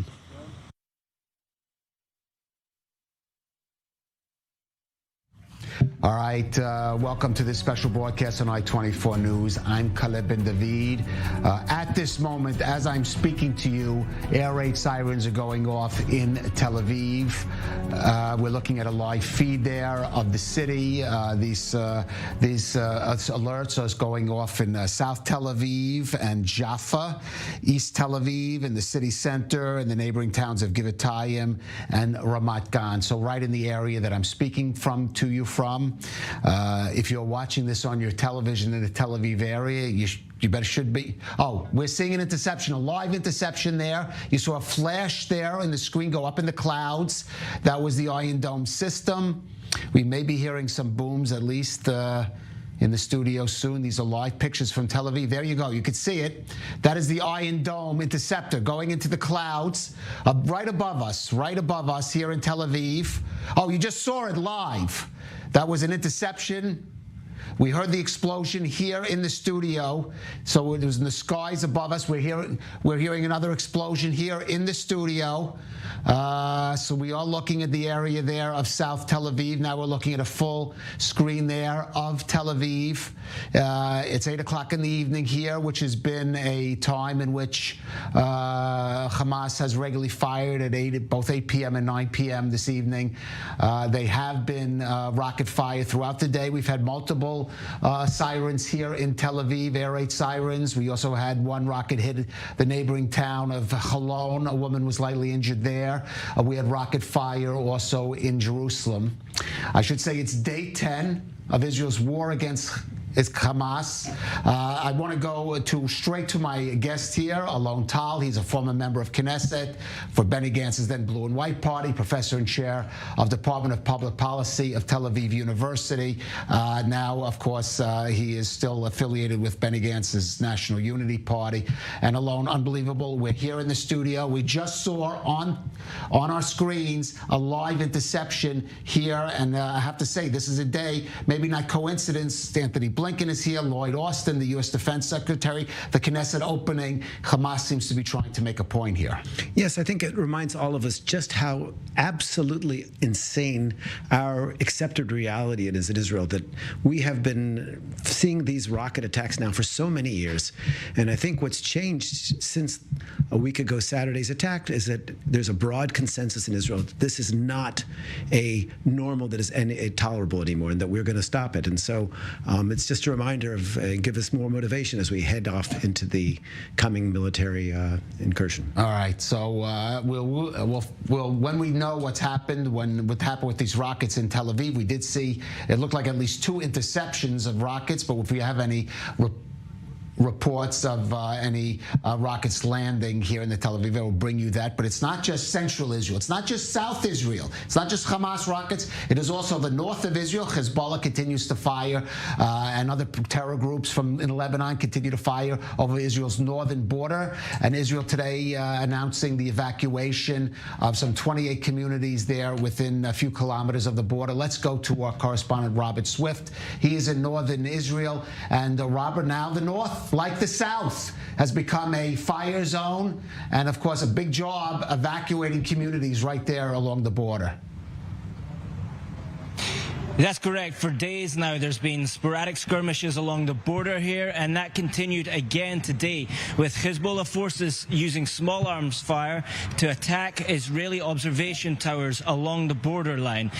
They also, for the second day in a row, fired anti-tank guided missiles. This time, they did not cause any casualties, unlike their attack yesterday. Their attack on an Israeli Merkava tank was unsuccessful, but again demonstrating the capabilities that Hezbollah has. Now, the IDF has responded with artillery fire to both these situations, and we've seen a lot of movement of IDF artillery pieces moving around, moving closer to the border, likely showing that the Israeli Defense Forces are bulking up the amount of firepower they can bring to bear on Hezbollah. Now, as you said, there has been an evacuation here today. Some 10,000 citizens were removed from 28 communities, those closest to the border. It's those within about 1.2 miles of the border. For our audience to understand, these are those that are immediately on the doorstep of the northern border, but there are many communities that are still quite close, and there's still a risk to them. And that explains the large presence of IDF here as they prepare for the eventuality that whether or not Hezbollah will enter this in greater numbers. All right, Robert Swift there. We hear, it looks like I can see sirens behind you, police sirens.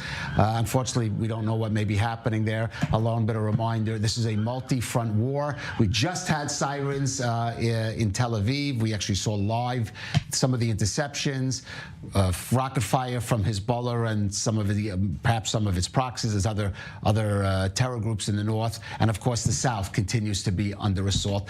A multi-front war, perhaps, Israel is going to be forced to fight. I think we're all recognizing that we're in the middle of a Middle Eastern drama, that to some extent what we're seeing unfold is Iran's unwillingness or deep concern about an Israeli-Saudi peace agreement. And when they saw this moving forward rapidly, I think they called in their proxies and said, do what you need to stop it. And although there's not confirmed evidence of this, but the assumption is, as they said to the Hamas, when the sword is sitting just above your neck, then we'll call in our friends in Lebanon. So I think that's what we're seeing now, that we are witnessing. And I think that's one of the reasons the United States has jumped in so well, let me ask you about that. And for those who don't know, you're one of the better-known American immigrants, Olim, to Israel. You're one of the founders, some would say the founder of the environmental movement in Israel. What do you think America's posture is going to be? I should say we have some reports. As I said, Anthony Blinken, the Secretary of State, is here today. Lloyd Austin is here. We'll have some quotes from them later. Talk that President Biden may come unconfirmed completely, but may come perhaps even Wednesday, make a visit there. But how far is America willing to go when it comes to getting involved in this conflict? Well, I think that President Biden has proven his personal commitment to Israel.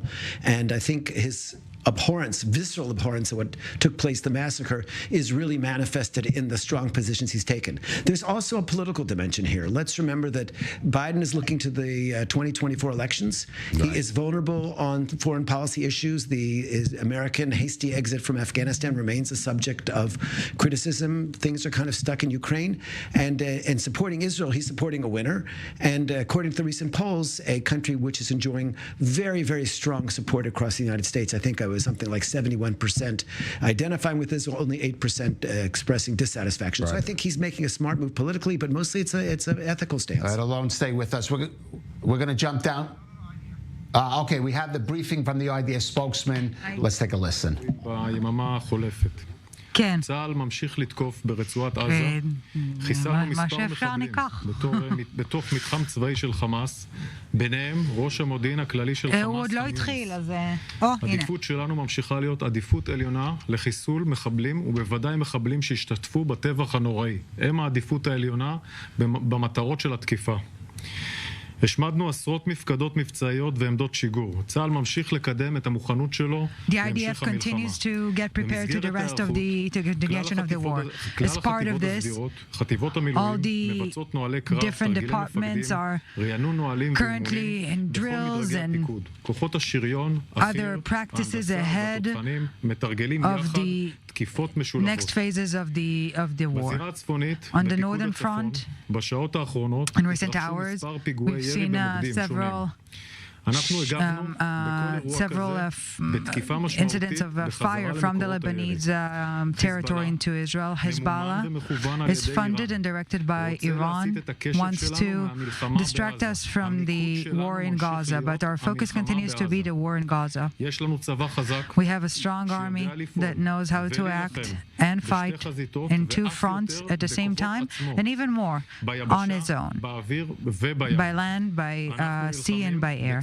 We are fighting in a responsible manner. The defense minister has approved the evacuation of northern residents at the immediate proximity to the border. The goal is to release or liberate this territory and protect them and to minimize any risk. We continue to hold ongoing assessments, situation assessments with the rest of the communities, but at this point in time, there is no need for further evacuation. But we are getting ready for a potential further evacuation if and when needed. This time, we are operating in full coordination with the U.S. U.S. Secretary of State is being briefed on the state of the war, and also another carrier, Eisenhower, is making American carrier is making way to the area. The partnership between the U.S. and Israel is not just in words, but in action. So far, we have updated 199 families of those being held hostage. We are sharing the pain of the families. We are with them together, and we will continue to bring them all possible information that we have on their loved ones. As part of the efforts to locate the missing, the forces are searching on both sides of the border, and we are investing excessive efforts to complete the assessment over the state of the abductees, and to get as much information as needed on their status. We should not... In recent days, the public is very responsible. The fact that the public is adhering to Homefront Command orders is giving us strength. Continue to adhere and update on and get updated on the Homefront Command orders. These orders are saving lives and are allowing us to continue in the war, in the battle, and minimize the damage back home. In the coming weeks, we will all have to maintain some sort of a life routine alongside the war, and it is all rooted in one thing: our resilience as a society. It's time for questions. Is the coming... Now, we did report, as I mentioned earlier, that U.S. Secretary of Defense Lloyd Austin was in Israel today, meeting with top security officials, including Defense Minister Yoav Gallant, along also with, of course, U.S. Secretary of State Antony Blinken. Here's some of the comments that have been made. Defense cooperation and U.S. support in the Pentagon, in the White House, in the Congress, ensure freedom of operation and enforce our capabilities. In fact, today, we will receive the second aircraft carrying essential munition to the IDF. As the U.S. Secretary of Defense, I am here in person to make something crystal clear. America's support for Israel is ironclad. And I extend my deepest condolences to the Israeli people for those killed or wounded in this terrible slaughter by Hamas. I'm also here in solidarity with all the families still living the waking nightmare of not knowing the fate of their loved ones. And we will continue to coordinate closely with Israel to help secure the release of the innocent men, women, and children in the clutches of Hamas, including American citizens. Well, let's go to our senior U.S. correspondent, Mike Wagenheim, in New York. He's at the United Nations. We'll get to that in a minute, Mike, but first we have Antony Blinken here. We have, as we just saw, the Defense Secretary, Lloyd Austin. Reports of another possible visitor, U.S. President Joe Biden. Totally unconfirmed, but a lot of reports or speculation. He could be here later this week. Reports say the White House is debating whether to send the president here into what is essentially an active war zone. Biden postponed a planned trip to Colorado today. Instead, he stayed back at the White House in order to participate in national security-related meetings. The White House said he met earlier today with his national security advisor, Jake Sullivan, Director of National Intelligence, Avril Haines, and his CIA Director, Bill Burns, to essentially try to get a lay of the land of what has transpired and what is possibly to come, whether Hezbollah will become more active in the conflict, potentially Iran as well, and to judge in part whether it's even safe to fly to Israel in the region here in order to show solidarity with Israel, whether he should possibly, as Blinken is doing, partake in additional meetings with regional actors. So this is all very much speculation at this point as to whether Biden will visit Israel, but it is being discussed within the White House right now today, whether it's prudent to do so and whether it's safe to do so at this particular time. Right, and Mike, not speculation, is some of the movement there in the United Nations on the Israel-Gaza, the Israel-Hamas conflict, and some actors, some developments there. Certainly not, I would say, to Israel, and certainly maybe also not to Washington's liking underway. It really depends on your point of view, and not much that goes on at the UN is particularly to Israel or Washington's liking most of the time. But what we're seeing here later on today, 6 p.m. Eastern time, there'll be a vote on at least one resolution, possibly two, related to the Israel-Hamas war right now. Brazil has tabled a resolution. Russia has its own resolution as well that it once voted on. Russia will also offer amendments to Brazil's resolution calling for an immediate humanitarian ceasefire. Israel doesn't want that, not because it's for humanitarian purposes, but just doesn't want a ceasefire at all right now immediately as it tries to carry out its military operations against Hamas. It is all but certain that Washington will veto such a resolution if it is in fact voted on later today. Again, Brazil will get first crack at it. It's the Security Council president for the month. Russia may call its own resolution for a vote as well, but but all of that will not transpire until later on tonight. That Security Council meeting will be open, which means all statements will be on the record. We could hear from a number of actors, both inside and outside the Security Council, and we do expect certainly that Israeli ambassador to the United Nations, Gilad Erdan, will offer his own point of view later on this evening, as will the Palestinian envoy, Riyad Mansour. Probably a number of other interested actors as well will voice their concerns for what's happening in the region before the Security Council goes to vote on at least one resolution, probably in the late hours tonight. All right, Mike Wagenheim at the United Nations, thank you for that. Just an update, according to the Magen David Adom Emergency Medical Rescue Service, there's no reports of injuries or even of rocket fall in the Tel Aviv area from that last flurry of rockets that you watched live on your screen and that it would appear to have been intercepted by Iron Dome or fallen in open territory. Well, it's another city, a city much more under fire from Gaza over the past week has been Ashkelon. Our Mary McAuliffe is down there in that town. And Mary, Ashkelon, still something on the front lines, along with those Gaza border communities. What's been the day down there in Ashkelon, which, of course, as we perhaps move in the next phase of this war, a ground war, we're talking really just about 10, 11, I believe, kilometers north of the Gaza Strip.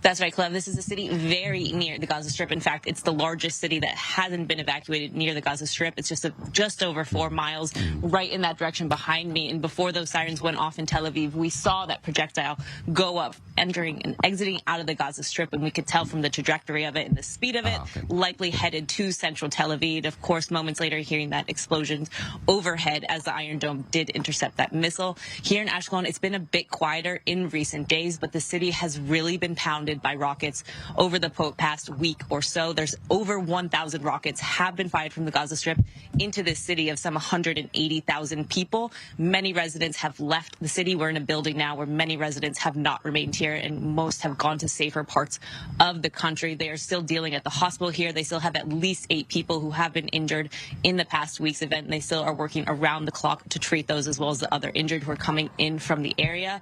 We've had just about 3 alarms go off today, and no reports of any of them falling inside the city. But of course, it is still that panic and that worry for many of the residents who are living here and feel they can't really go too far away from a shelter, so they are remaining closer to home while this is unfolding. But we've also heard from those inside the city, the local municipality workers, the mayor today blasting members of the Israeli government for not doing enough to help the residents here. They say they should be evacuated and they should be under the same set of plans that have been given to the Gaza border community. So these assistance packages, these financial grants, also bringing some of these evacuees to central Tel Aviv and putting them in state-sponsored guest houses. They say none of that has happened here in Ashkelon, but Ashkelon is very much a Gaza border community. All right, that certainly is. Mary McAuliffe, stay safe in Ashkelon. Thank you for that. Now, as we said a little earlier, today's opening of the winter session of the Knesset was interrupted by a rocket alert in Jerusalem that sent the MKs there scrambling into the shelter. But the proceedings did continue with speeches by Prime Minister Netanyahu and the opposition Yair Lapid. Our own Alterman was at the Knesset, and he spoke there with Likud Representative Yuli Edelstein. I think that on one hand, we have to act according to the interests of the State of Israel and to the goals that the government or the Security Cabinet sets for this war. On the other hand, we can't deny the fact that we are right now, for example, supported big time by the United States, including in very practical terms, including the warships that we see by chance cruising not far from our shores. So I think that we have to take to a certain extent the public opinion or the position of different leaders around the world into consideration, but this is not a guidebook for us. We have to have this dialogue and to explain things like, for example, a very simple example. Everyone's talking about humanitarian aid, allowing humanitarian aid. Does anyone really believe that a 75-year-old or a year-old old lady in Gaza or Han Yunis or Rafah will see anything from this aid? This is direct supply of provision to Hamas. Everyone who understands the first thing about regimes of that kind understands that it won't go to the population. So when we are talking about humanitarian aid, we have to ask who's going to distribute it, how do we make sure that it's not supportive Hamas, and the last but never least, we have hostages, including children, women, people who were wounded during that terrible raid. What about them?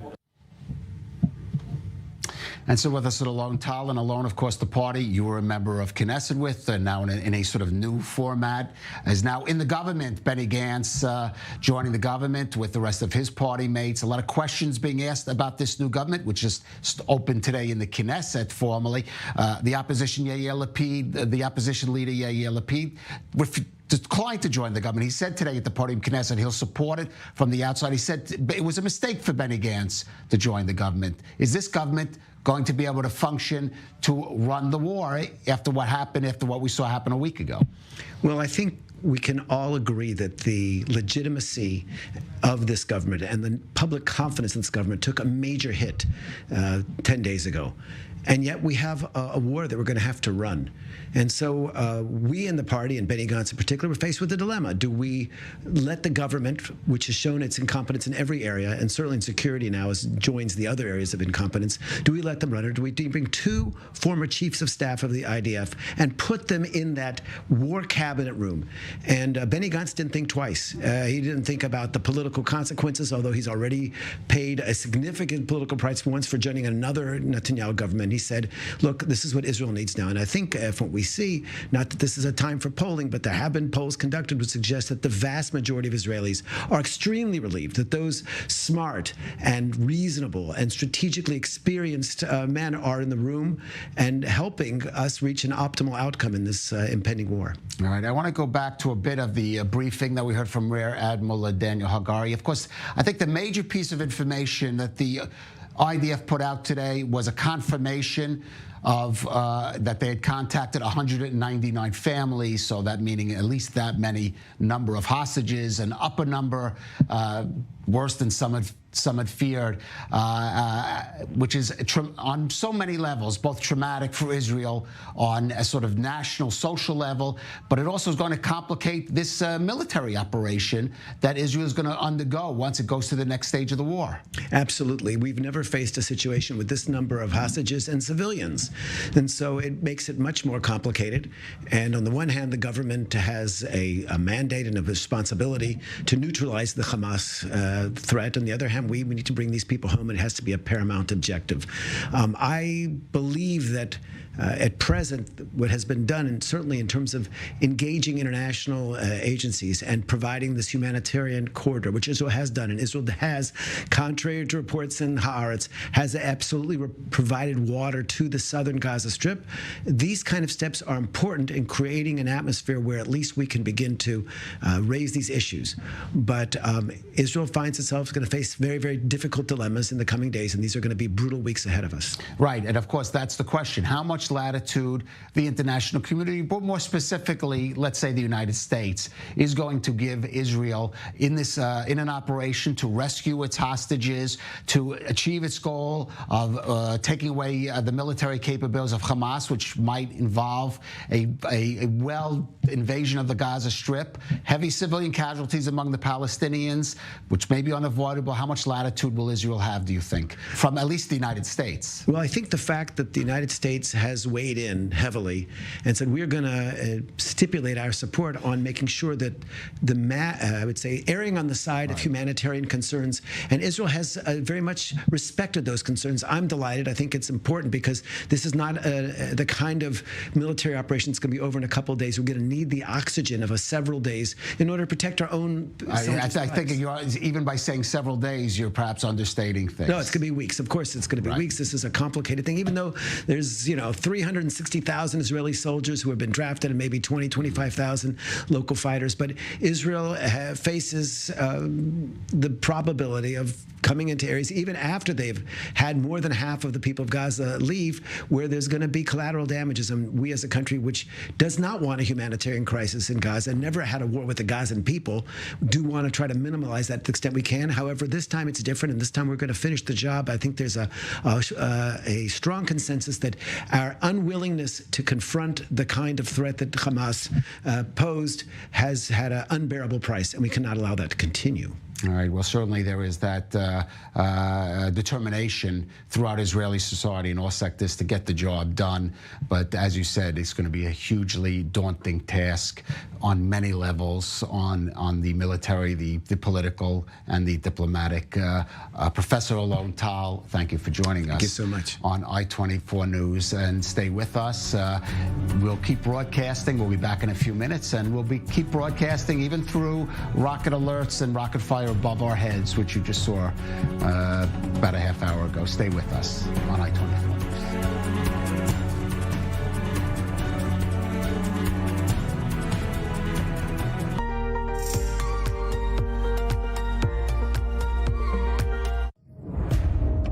Over 1,300 people murdered and more than 3,000 injured, and the war with Hamas continues. We bring you first-hand testimonies from the front lines, from those who survived, and all the records of the atrocities by Hamas. Follow us as Israel fights terror from the south and north. Get the inside scoop on what's going on. Only on I-24 News.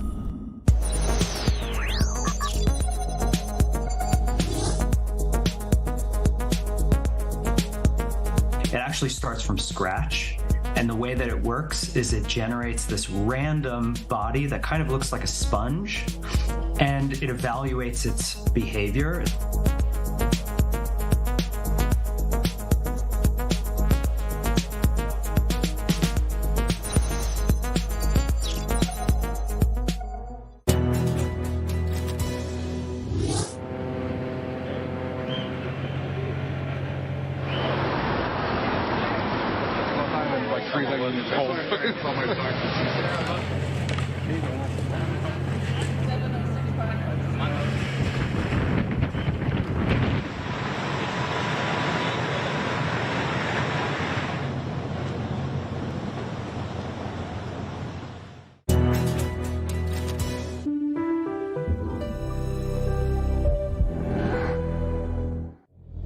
Israel is at war. Make an investment in Israel bonds. It is the most powerful and direct way to stand with Israel. Visit israelbonds.com and invest now. Made for Me, a unique concept in Israel. Custom-made men's fashion to your measurements. Made for Me, designer of all your events. Schedule your appointment at www.madeforme.co.il.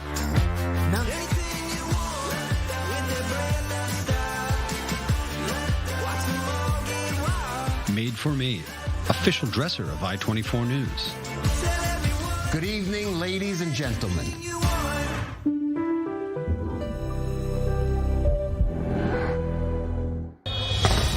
Israel is officially in a state of war. This is a very active scene, and we need to get in the car as we're talking. More than 100 soldiers and civilians have been kidnapped. Help us, we don't know what to do. We just don't know anything. Entire families, including babies and children and elderly, were butchered in their beds. Awaken the giant, and we are ready and we are strong. Everyone is showing up. This is the unity.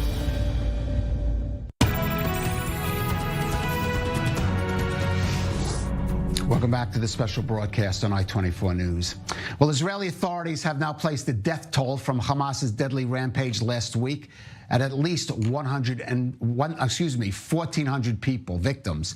But of them, only about half have been identified so far. At Israel's Medical Forensic Center, dozens of new bodies are coming in every day in the hope to identify them. Many of these bodies are burnt, mutilated, and bring them to proper burial. Whereas our Ariel Osran reports, some of the corpses are in such bad condition they may never be identified. And please be advised, some of the images that we are about to show you are disturbing.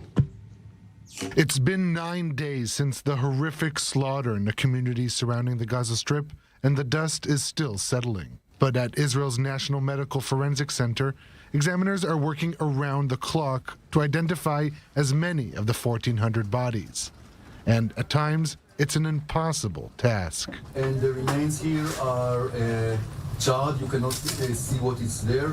Again, go another one. And this, when we separated it, we see that there are 2 people there at least. We don't know how many people are there. So these people were sitting in the room, and they were not shot because we don't see any metal fragments there. But they were burned because they were not shot. This is like a crematorium. They just were burned in the security room, and this is what is actually left from them. I don't know if you will be able to take DNA from these samples because they are very charred. But you can see here 2 spines, another one. See, 2 spines, and Dr. Nachman, can you show, and 2 ribs, 2 sets of ribs. And this is an adult with a child. They're sitting together and hug the. Sorry. The adult is hugging the child.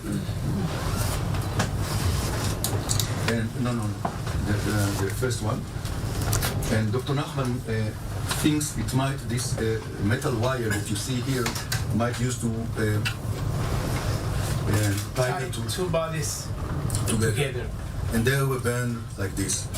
Since last Saturday, the center's examiners have checked over 950 body bags.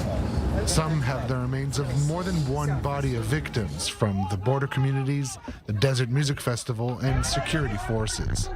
So far, there are about 500 bodies that were identified, and there are still close to 300 bodies that remain unidentified, and new ones keep coming in. We've been getting samples from the deceased. We're sampling them for the right amount of material that we'll need to extract DNA for. Then we'll use that to create a genetic profile and compare it to the family members who wait for the answers. Many of the bodies have bullet wounds, some also in the hands, as the victims were trying to protect themselves in their final moments. Burnt babies, headless bodies. Some of the bodies are in such bad condition that they may never be identified. So this is a baby mattress. That just by addition, by the sign or the size of the spot, it seems that he was bleeding, or he or she were bleeding in the bed. I never saw anything like this.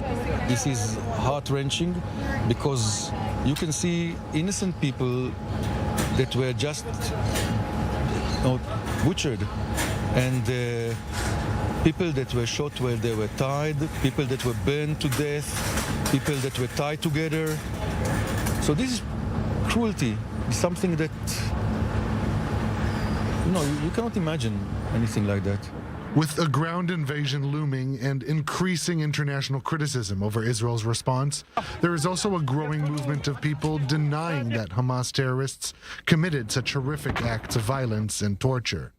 But hundreds of people, from first responders to the medical examiners at this center, have seen it all. You've seen this happen. I show you pictures of dead bodies and also babies.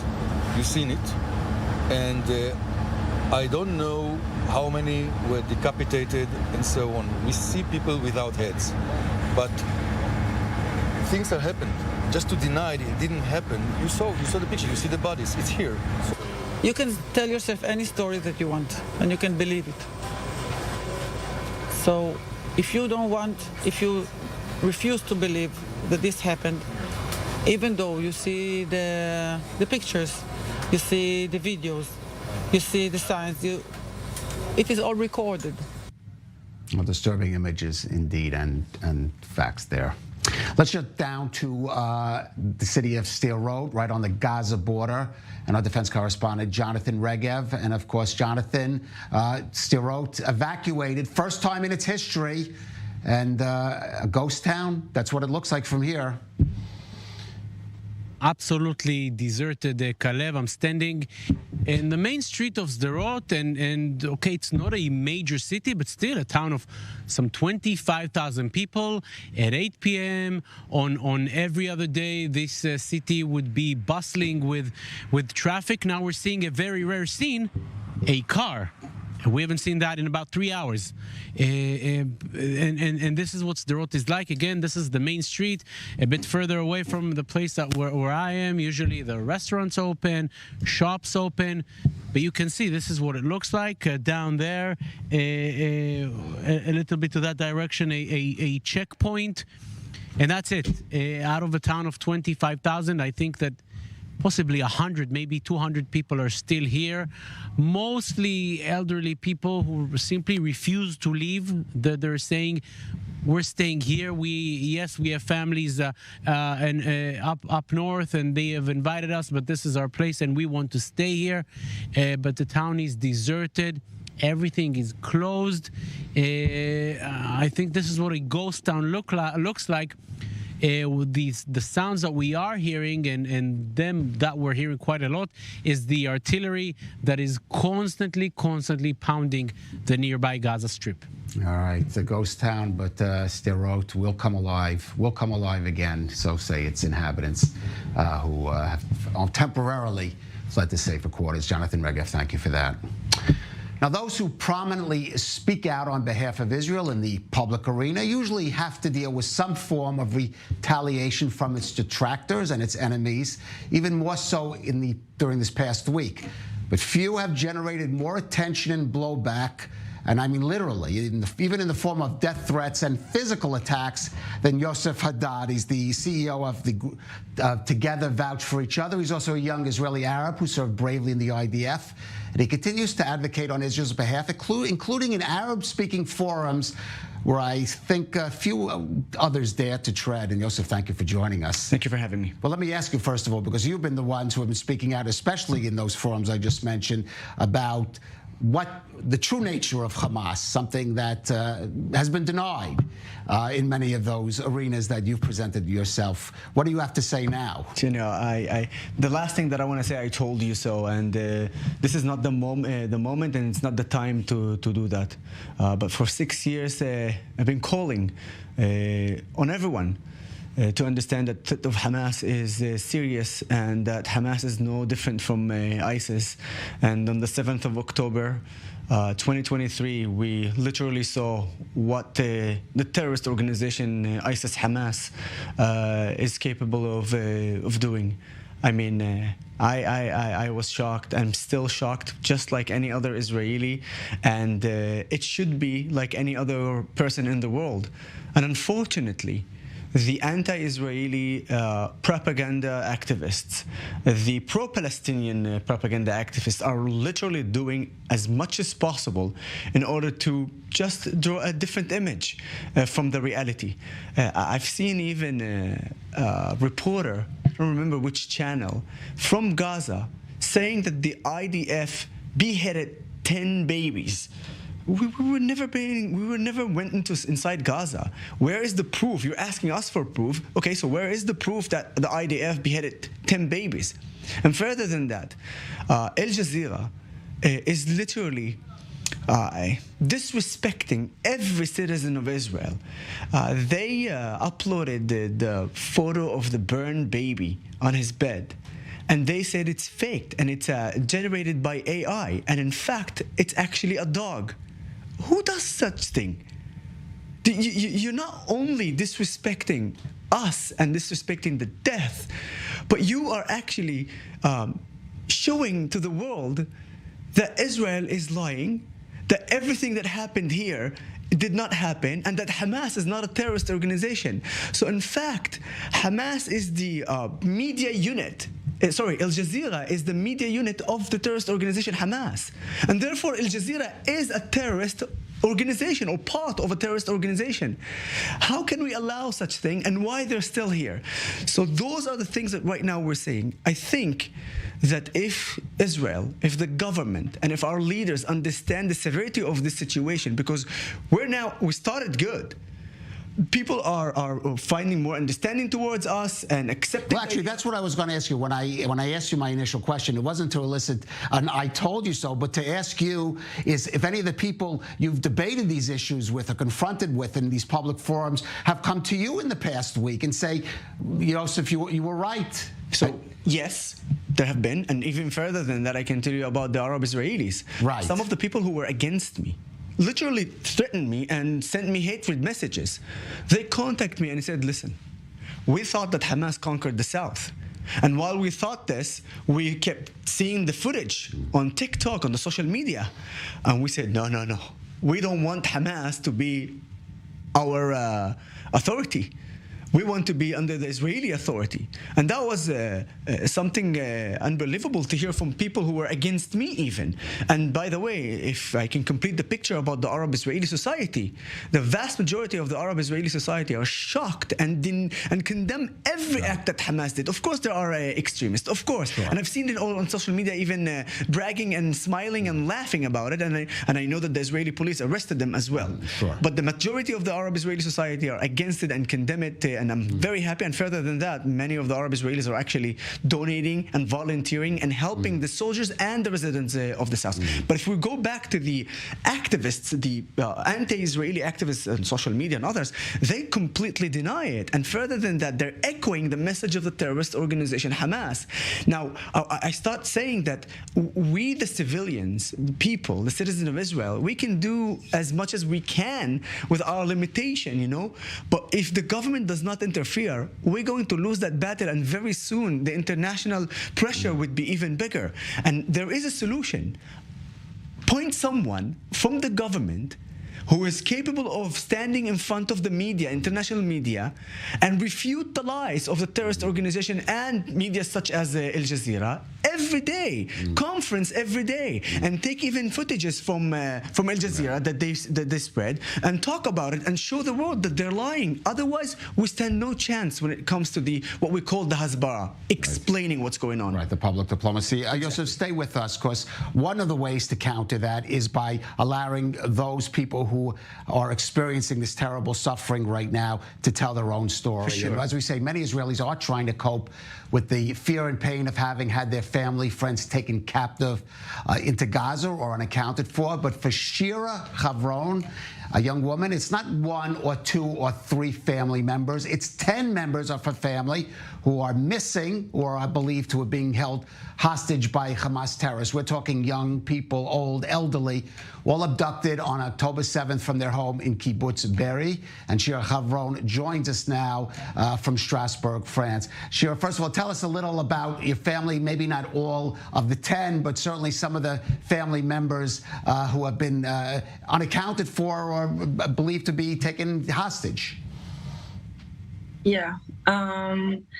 So you're right. For me, the list is very long, but I can tell you a little bit about them. My family is the most precious thing to me. We lost contact with 10 of the members on Saturday morning. The age range is between 67 to 3-year-old, my cousin's daughter. My aunt, for example, she's an she founded an NGO called Fair Planet, who helps people in Africa and working to to stop the hunger problem in the world. My other aunt, Lilach, she works with people with PTSD who live in the south of Israel and suffer from the situation on a daily basis. My uncle is a handicapped man who has an autoimmune disease. His caregiver, Paul, was murdered. We found out a couple of days ago in the attack. And it's just... And you have a Holocaust survivor as well, correct? Your grandfather, no? Yeah, my grandfather, who on these days I say I'm thankful that he's not alive to see these horrors that happened to his home, that he found it, and to his whole family, you know. Right. Shira, was there any message from your family during the incident, or it's just simply not known what has happened to them? We did know they're hiding in their shelters. We do know for a fact that one of the houses, there were two houses with my family in them. One of them Hamas terrorists broke into and managed to get them out and kidnap them. We know that the houses were burned down and, bombed, actually. And we know that from just videos that was seen after. But we have, as I said, no info. We just try to gather the pieces and build a picture because we don't have a clear one yet. Right. I want to give you a chance to say, both of you, what message you might have for the Israeli government, and also, since we're an international channel and we've just been discussing some of the disinformation that's being put out there about the conflict in Gaza, what is your message to the world, to the international community? Yeah, so for me, I can say that my family are also European citizens. They're German, Austrian, Italians. We consider this situation to be a humanitarian crisis, and therefore the world is also responsible. This is why I'm here in Strasbourg at the moment. We're talking to a representative at the EU, and we try to ask them to put pressure on the right leaders to get a sign of life, to get them to see the Red Cross, to get them to see a doctor, and eventually to get them out, and to keep this at the agenda eventually, and don't let those faces be forgotten. Right. Can I just mention your shirt? We showed the picture, but I see that is the photograph of your family. Is it right now that you're wearing on your shirt there? Yeah, it is. It unfortunately is now in a whole different context, because almost a third of the people you see here, maybe more, are not with us right now at the moment, and we don't know if they're safe. Well, this is just shocking to hear this. Shira Haron, thank you for joining us. We wish, of course, the safe return of your family, and we wish you the best there as you go abroad, trying to get them to tell their story. Well, Yosef, you talked about countering disinformation and propaganda about Israel. I mean, when you hear a story like that, it's just unbelievable. And I think we need more like this, of course, from anyone who is capable of doing it. We're not like them. By the way, if you look at it, once we strike, because Hamas launched from a populated area, the first thing they do is not even saving their own people, filming their own people. They want to spread the messages before even they tweet them in Gaza. And that's what they're doing. We don't do that. We ask first, we think first of all about our own people before we start the propaganda tool. So, anyone who has been in that horrific place and that massacre that the terrorist organization Hamas did, and can speak and want to speak, it is very important, but only if it's possible mentally and if the person is ready to do that. Otherwise, we first care about the well-being of our people. All right, well, let me ask you, as an IDF veteran, and I mentioned you fought bravely and were wounded in combat, the Army is facing an unprecedented task, and also Israeli society is facing the unprecedented task of having to also to make its own sacrifice for the sake of the security of future generations. I mean, how do you feel, and you're confident about on both those aspects, of both the Army, but also about the society that's going to have to stand behind them? I'm going to start and end with the same sentence. Okay. We are going to win. And now let me explain to you why. Since this horrific attack happened on us, I've seen the Israeli society getting united like I've never seen it before. Jews and Arabs, from the right wing and the left wing. If you're a secular or religion, everybody stepped up and said, we want to defend our country, we want to defend our freedom and our democracy, and we don't want to be controlled by a terrorist organization. And we've seen it throughout the entire Israeli society. And therefore, the Israeli society already won, despite the sorrow, despite the fact that we're mourning. And we will have more time to mourn. But right now, we need to be focused on winning the war. And when it comes to the IDF, let me give you a story of the Golani Brigade. Back then in 2006, I fought in Lebanon. And my brigade, the Golani Brigade, specifically 51, we suffered for a lot of losses. A lot of losses. We got out of Lebanon for a few hours. And our commander spoke to us and said, we got hit, but the spirit of Golani never dies. And the brave soldiers of Golani, Never back up. Never. We went back. We fought and we won. That's why Hezbollah was intimidated for so long. Golani Brigade suffered a lot of losses in the south on October 7th. Many of the Golani soldiers are sending me messages and videos of them. They say that we are hurt, but we are also prepared. And when they're going to give us the order to go into Gaza, we are going to win. That's the spirit of the IDF, and that's the spirit of the Golani Brigade. And I'm telling you, I am positive 100% we will win. All right. Well, that's some of that fighting spirit is going to be needed in the difficult days ahead. I want to just jump down to our Mary McAuliffe in Ashkelon. Mary, we were just minutes ago speaking about the cries from Ashkelon for more aid, for possibly even evacuation. There is some news to report here this evening.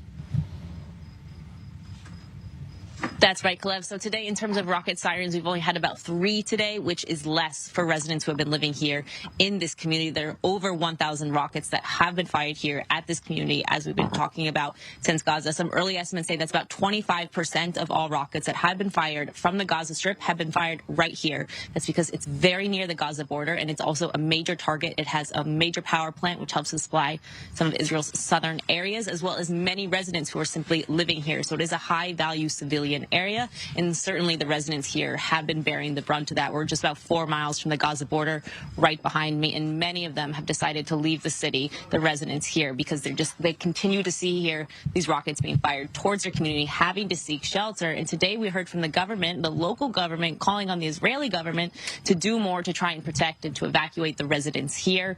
He was saying today, he said in the Knesset meeting, that there are only 40% of homes in this area have shelter. 40% of homes do not have shelters in this area. So while the vast majority of people in this area do have shelters they can run to, 40% is a huge number of residents here who simply have nowhere to go when a rocket alert happens. And as I said, and as we've been discussing, that happens quite often. All right. Okay. There in Ashkelon, Mary McAuliffe, thank you for that. We do have an update during that rocket alert that we carried live from here in the studio. U.S. Secretary of State Tony Blinken was at that time at the Tel Aviv IDF headquarters in Tel Aviv called the Kiryat, and he had to go down to the shelter during that rocket fire. Now, as we mentioned, it was the opening day of the Knesset, the winter session, the debut of the new Israeli government, the Emergency Unity War Government. We heard from both Prime Minister Netanyahu and the opposition leader, Yesh Atid Party leader, Yair Lapid. Let's listen to a bit of that. And I have a message also to the Hezbollah.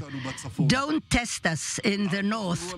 Don't repeat the mistake you once made, because today the price you're going to pay is going to be much, much heavier. President Biden said in English, don't do it. Don't do it. And I say to you the same in Hebrew. Beware.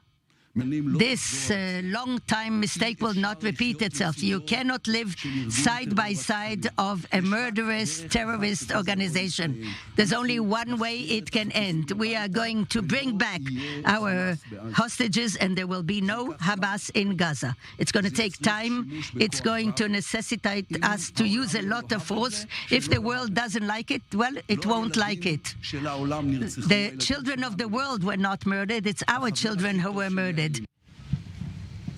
I just want to update on a report that appeared in the U.S. publication The Hill, the National Security Council's John Kirby, official John Kirby, saying that being quoted as saying the Egyptians have to be willing to have the Rafah gate open, the border from Gaza into Sinai on the Egyptian side, and have a flow of human traffic to get through that. And we're in discussions with them about what that could look like. So even though publicly the Egyptians have said that they would not be willing in any circumstances to allow that happen, it appears that there is some discussion about that.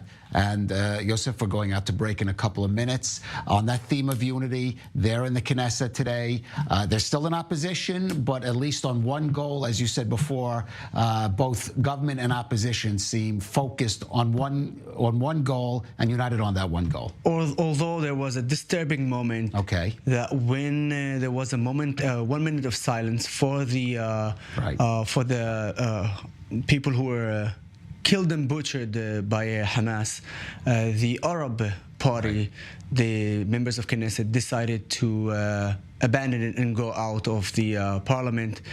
Despicable, and I'm ashamed that they are part of my community. All right, but as you said, many, as you're hearing, different views in that, many different views among the public. Oh, they don't represent the majority of the Arab society that they think otherwise, 100%.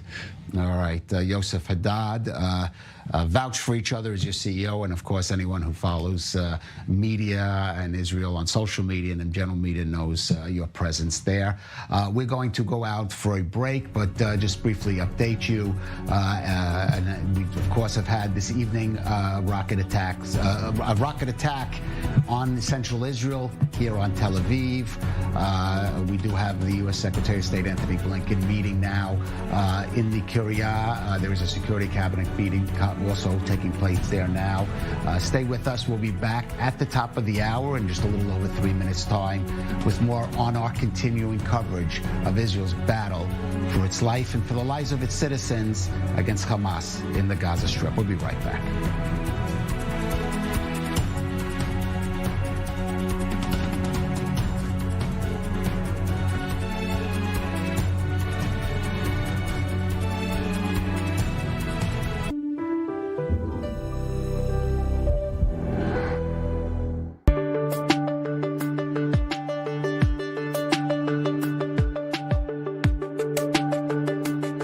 Surprise, the transition to parenthood can be transformative for anyone with a new baby.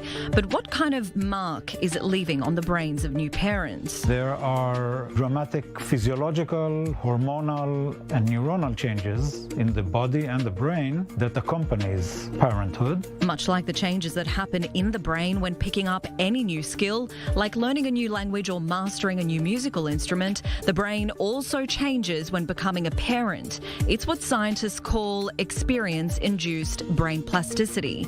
And Professor Adi Mizrahi is doing some of his own digging into this at the Hebrew University's Edmund and Lily Safra Center for Brain Sciences. The region of the brain called the amygdala, it becomes more sensitive in the mothers when they hear baby sounds.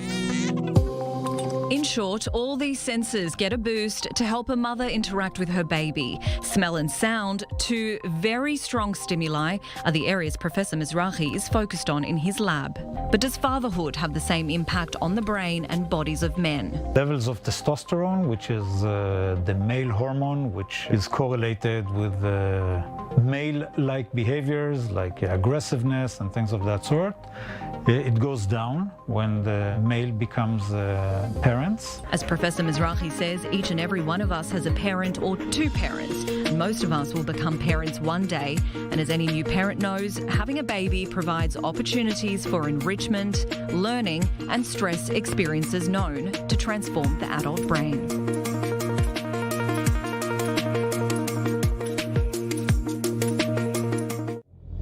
Israel is at war. Make an investment in Israel bonds. It is the most powerful and direct way to stand with Israel. Visit israelbonds.com and invest now.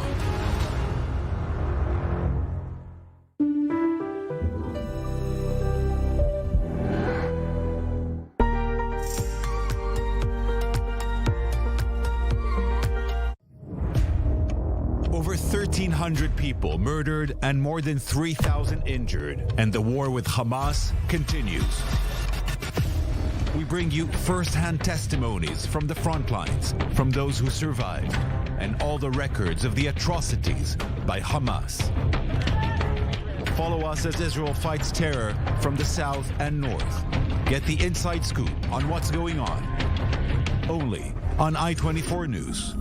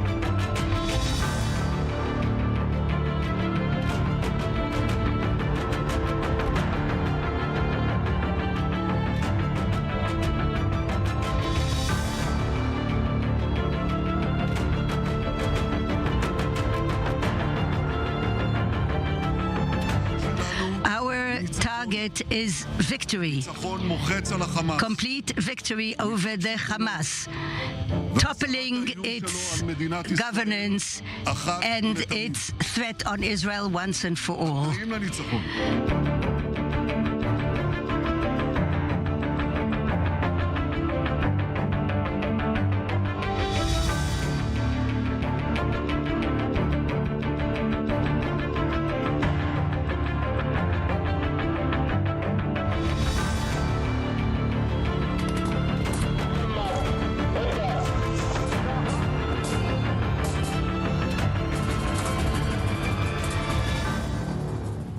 Welcome to or back to this special broadcast on I-24 News. I'm Kalev Ben-David.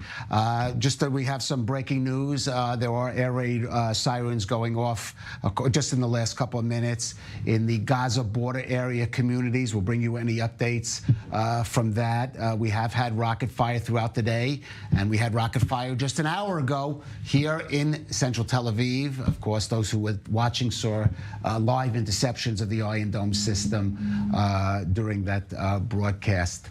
Now we have in studio with us member of Knesset Dana Luz, and we have, well, before I introduce this guest, let me paraphrase just a bit of the introduction. Among the very first deaths that were made public from that Hamas assault on October 7th was that of Ophir Lipstein, head of the Shar Negev Regional Council. He was killed in a firefight with the terrorists when he rushed out into the ongoing attack to defend his community. Now, he has been eulogized since as a hero, as a dedicated public servant, and maybe the biggest compliment, as a true mensch. And we have here in the studio his brother, Doron Lipstein. Thank you for joining us. Of course. Doron, first of all, a word about your brother. He's all soul, and he's a leader in his area and representing the country all over the world. True Zionist who were voting for peace, dedicating his life for peace, building industrial centers and working every day to create peace between Israelis and Palestinians in his area. A true believer in the future of Israel and the Jewish community. And it is sad. And the circumstances of his death, as much as we know? I know it was the first name that I heard, first specific name that I heard that came out. Exactly. So at 6:30, he was called to save his kibbutz because terrorists arrived from the air. He ran into the safe room, took his weapon, and started to fight. And he was fighting something like 50 to 75 terrorists on cars that came into the kibbutz and shoot him. And he did his best, but it was not enough. It took hours until the military and the army arrived. And we lost few people in our family. His mother-in-law was killed a few minutes later. His nephew, the son of his wife's brother, was killed in the youth area, and his son is still missing. So this is terrible. And his funeral is going to be, I believe, this on Wednesday. This correct? Wednesday at 4 p.m. Right. And as you can see, it's been 10 days until now since we got the formal approval to bury him in Israel. Right. And I still hope that his legacy for peace in this area will be the future of our. Certainly may his memory and all of the memory of all those you mentioned be a blessing. We should just note, just again in the past, that while you were talking, more alert sirens going off in that same region along the Gaza border, the Shari Negev, also the Eshkol region and Lachish. I was there on Wednesday and I saw what's happening and what they have done. Right. Dan, on one hand, tremendous heroism. We heard an inspiring story of this individual. On the other, a tremendous loss. This country has suffered a huge blow and a huge responsibility on the government to try to steer it now going forward. So maybe before I speak about that, I do want to say that I also met Ophir Sure. 3 weeks ago. He showed me around the towns that he was responsible for. And I just want to echo what was said by Doron, his brother, today. He had an incredible vision. He refused to live in a place where the terrorists dictated how they lived. And so he wanted to create community centers. He wanted to create life. Student activities, there's actually a college there. And so he had student activities. He really had even bike paths. That took me, because there were even bike paths that you don't usually see in these types of communities, but it was important for him for there to be quality of life and not to live according to death. And he also had a vision for peace. And me and him weren't in the same political side, right? But first of all, he had a lot of vision of peace for internally within Israel. He worked with everyone from both sides. But also when it comes to peace with the people from Gaza, he didn't have any illusions about Hamas, right? He knew who they were. But he was, as I think you tried to say, he wanted to create an industrial center where people from Gaza could come and make a good living and then go back in order to try and create cooperations. And this vision for peace was really, really, really incredible, and something that might interest people from the diaspora jury that might be listening right now.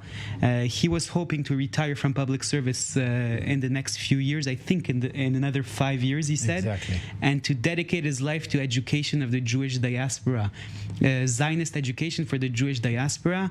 I told Doron, if I may say here also, that I want to try to find a way for his legacy to be remembered in that subject. It was something that was incredibly important for him, the connection between Jews in the diaspora and Israel, and I hope that we find a way really to remember his legacy. Dan, I'm going to come back to you on the government a bit. I do want to jump up to our correspondent who is on the northern border. No problem.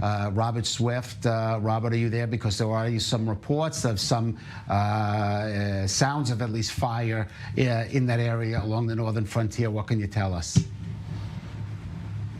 That's correct. First, if we look at the Damascus area, where it's been reported that there has been airstrikes that are being attributed to Israel.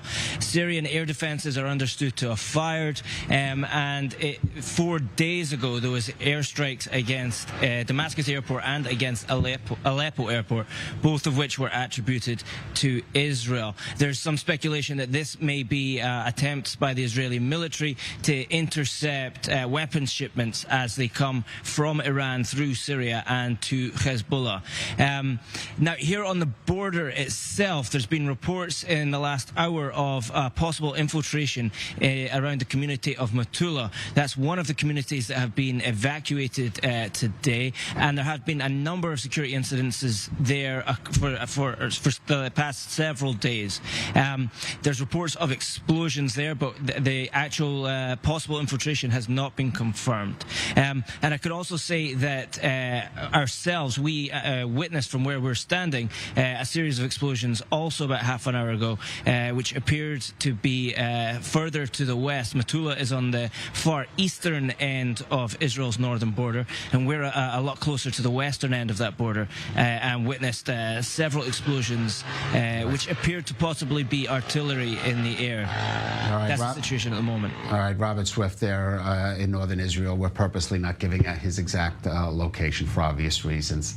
Let me go back to Dan Aluzin. Dan, this was the first day in the Knesset, first with the session for this new emergency unity government. Obviously, there's going to have to be a reckoning for the government for what happened last weekend, but that's going to come later. In the meantime, the question is moving ahead is the challenges facing this government now on two levels, both in engaging the war in Gaza, but also dealing with the situation of those Israelis, for example, who are living in those communities along the Gaza border, who have been living on the northern Lebanese border. We're hearing calls now about Ashkelon, the people of Ashkelon saying, is this new government going to be able to function and meet those challenges on both those levels? Listen, the unity in the people of Israel has never been as great as it is today. Everyone from all parties is really engaged in trying to defeat this horrible enemy whose face was unveiled. And where I'm talking, of course, about Hamas, an enemy that reminds us of the worst types of regimes that the world has ever seen. We're comparing it to ISIS, but I think it also reminds us of pictures we've seen in the Holocaust and things that the Nazis would do. And this is exactly the type of regime that we need to fight. And the only way to fight this type of regime is just to eliminate it. And I'm talking, of course, about the regime. Israel is a law-abiding country. We abide by international law. We'll continue to do that. But when we're talking about the regime of Hamas, this is the only option we have on the table, because there's no other way for Israel to move forward. And so this is something we owe our people. And this is something that we will do. This is something that the Prime Minister said again today. And the whole people of Israel, the opposition leader also right now, Yair Lapid, who didn't join the coalition, said the same message. The whole people of Israel is united in this sense, and this sense of unity is felt in the battlefield. You have soldiers from Meretz and soldiers that voted for Ben Gvir that are fighting side by side, and everyone in the middle, of course, that are fighting side by side against this common enemy. And I think that the Western world also is quite united in this, when it saw this enemy. When it comes to the actual citizens of Israel and some of the problems that we have seen, because I mean, we have to say, to be honest, we were surprised with this action, and also the extent of the destruction is something that Israel didn't know before. The amount of people that were dead, and there's still some people that are waiting to hear what happened to their families. I want to say from here that the people that work in these places to identify the dead, or when it comes to Pikuda Oref, the Home Front Command, they're working day and night. They're working very hard, and they deserve our credit. They're doing everything they can in order to get to results, and I believe we will get to results. There's also the question of economic aid and for the relocation on the communities. That's on the governmental level. That's going to have to be decided in the Knesset. I support, of course, giving help to people who have gone through this tragedy or who are affected through this tragedy, whether it's because they were asked to leave their homes. Of course, they need to be compensated. If the government asks you to leave your home, then you need to be compensated for that. And again, politics, you need to get to discussions before you get to a decision. It's normal. I know that there were discussions in committees right now. I believe we'll get to decisions quite quickly, because everyone understands the urgency of this. And again, we're all united in trying to. There's no opposition coalition. It's just on paper right now. Understood. Though some of those discussions were understandably heated in the Knesset today. I mean, Doron, let me ask you, what would your brother say? What would he be asking? Well, I could ask you just what you'd be asking for as a member. But if he was here with us now as the head of the Shar Negev Regional Council, what would he be telling the government right now? So the first thing he will say is those people that lives over there needs a security. This is number one. They will not go back before we take care of the Hamas. They will to the same situation that they've had to experience for 20 years now. And this is very important, because if they are not there, then Ashkelon is the one to get the hit, and if they are not there, then Ashdod. So this is now the problem of everyone, and I agree with you. We are united, and the solution so far came from people, from citizens. I think that the government is a little bit behind aftershock, what we call, and citizens are helping each other and are giving hands, and it's amazing how much support we received from other people, from regular soldiers that were in the kibbutz and told us what is happening and searched for my brother and for the son of my brother. And I think that this is one area that we are all united in our goals and what we need to do in order to live in peace in Israel.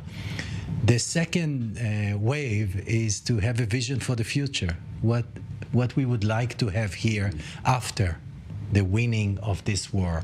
And it is clear that we will win, but we want to live in peace after that. And this is where I think that we still need to define kind of the new purpose of Israel what we want. What people are calling the day after, but Exactly. obviously the focus is now on winning the war. But yes, there will have to be thinking going towards the day after. Now, you spoke about the support that's been given. There's support also coming from outside. Oh, yes. From Jewish communities, from supporters, and from the United States, especially.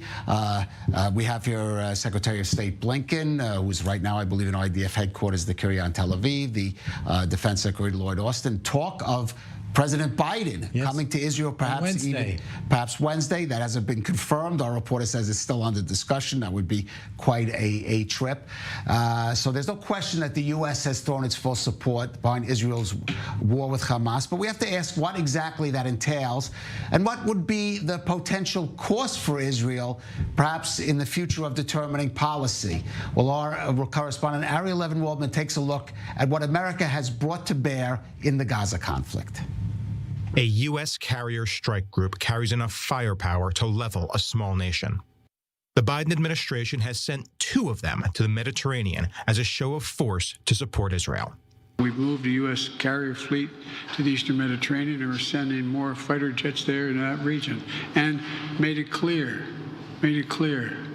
to the Iranians, be careful.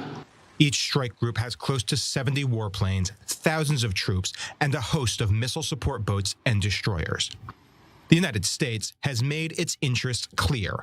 This war between Israel and Hamas's murderers must not escalate into a full regional war.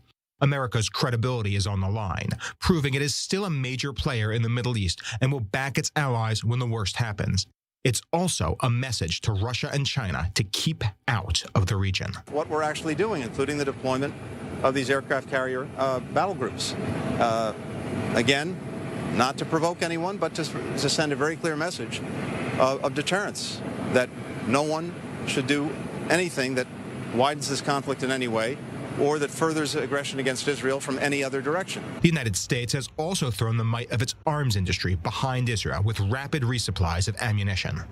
We heard from what the Israeli leaders about what is needed. And in munitions, we heard about precision-guided bombs. We heard about Iron Dome replacement. We heard about 155-millimeter mortars. We heard about JDAMs and many other things. And not just munitions. The U.S. can rally the Western world to diplomatically support Israel and maintains a crucial Security Council veto to keep the UN in line. But this support comes with a diplomatic bottom line, a set of lines Israel must not cross. The Biden administration has demanded Israel lift the siege of Gaza and restore water to the Strip, something Israel has done. Despite Hamas's atrocities, the U.S. says Israel must minimize civilian casualties and should not reoccupy Gaza and maintain the ability for a two-state solution going forward. Restraint may be a bitter pill for Israelis still shocked by the brutal massacre of Israeli civilians. But American support will be critical on the battlefield and beyond. I just want to clarify, according to reports, Israel has restored the supply of water to the southern Gaza Strip, which it has urged the civilian population in the northern half of Gaza to seek refuge in the southern half of the Gaza Strip. Reports, of course, we've seen confirmed of Hamas terrorists trying to prevent many of those civilians from seeking shelter down there. Dan, so I want to ask you to respond. First of all, the U.S., the support has been remarkable. That is, by the way, the map was showing you the red line there in Gaza is where the population would go. The U.S. has been tremendous in the support, and that deserves comment. But again, as our correspondent says, the U.S. has also, for example, I won't say demanded, but is working towards ensure, for example, with Egypt, this humanitarian corridor. It's talking about ceasefire. So this government is going to have a very difficult task of balancing keeping the support of the U.S. while trying to carry out its aims and meeting those, I won't say demands or conditions, but sensitivities of the U.S. Listen, I think you're right in the first section of what you said, that the the U.S. support was absolutely incredible. It's true that in the past, the previous coalition and the Biden administration sometimes had respectful disagreements, but he completely stepped up. He's a friend of Israel. He made it clear. His support is heartwarming, and you can also see that it comes from his heart. And I want to say also to the American people that we also see that the support is beyond partisan lines. We see it on both sides, and it's heartwarming to see it from both sides. After saying this, I'm not sure that I agree with the equation that you posed, because Israel wants to follow international law. Biden requests that we follow international law. Well, let me read that. But it's not just following international law, because the United States, for instance, it's a fact that they have put pressure on Israel in the past in terms of certain aims in the Gaza Strip going at certain places. You can really just tell me if we start seeing those pictures of and there will be civilian deaths in Gaza, and that is what happens when you're fighting an enemy who's entrenched, and they will. But when they do, that there will be mounting international pressure that might have political impact in the United States, even on President Biden. You're definitely right. I believe that at the end we are hearing very clear messages from Biden that he will let Israel defend itself, and that he accepts Israel's mission to remove Hamas completely. Understands that Hamas is like ISIS.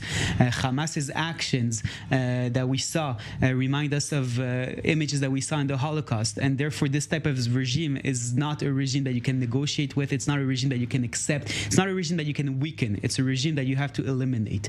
And the way to do this, we must do it according to international law. We want to do it according to international law, but we have to do it aggressively. By the way, not just because of Hamas, but because our actions have to ring very clearly also in Lebanon and in Tehran, in order to make sure that these things don't happen again in the future. So we'll do it clearly, we'll do it according to international law, but we'll do it aggressively. If there will be disagreements with the United States, I think that they will be within this context where we both are committed to international law, and therefore I think that there will be disagreements that we will know how to manage. They might happen, they will probably happen even, I'm willing to say, but we'll be able to manage them because we're two countries that are dedicated to the international law.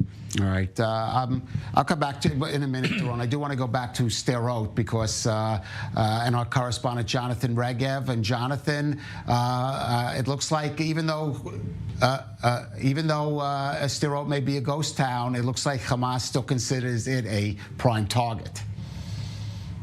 Yes, and a red alert siren about 10-15 minutes ago. First one we've heard in hours, and we're hearing of a direct impact in a house here in the city. No casualties, which makes sense since practically all of the homes here are deserted, so no injuries as far as we're hearing, but yes, a direct hit in the city. It's what is happening here is true for all of the Gaza border communities. They're all practically deserted, and yet there are constant barrages here. We have to say that among all of the Gaza border communities, Ashkelon is the one mostly targeted, especially now at this time, since Ashkelon, with more than 100,000 people living there, even if there are mass evacuations, there are still a large number of people still in the city. That is why Ashkelon is targeted more than Sderot, more than the Gaza border communities, but they are not spared themselves, as we just heard here 10 minutes ago. All right. Jonathan Regev there in Sderot, thank you for that.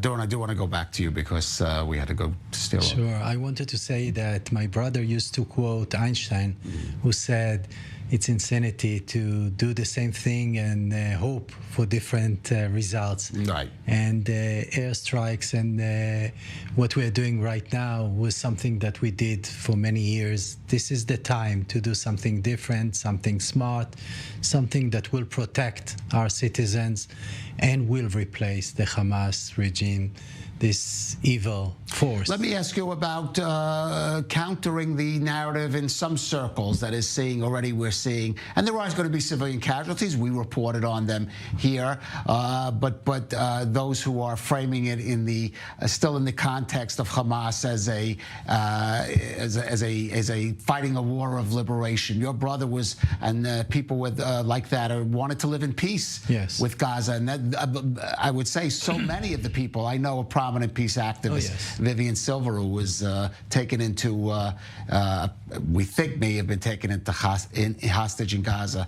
And so certainly that message has to get out about people like your brother becoming victims while trying and promoting a kind of coexistence with the people of Gaza. This is what unites us all. I saw a quote says, "Free Palestine from Hamas."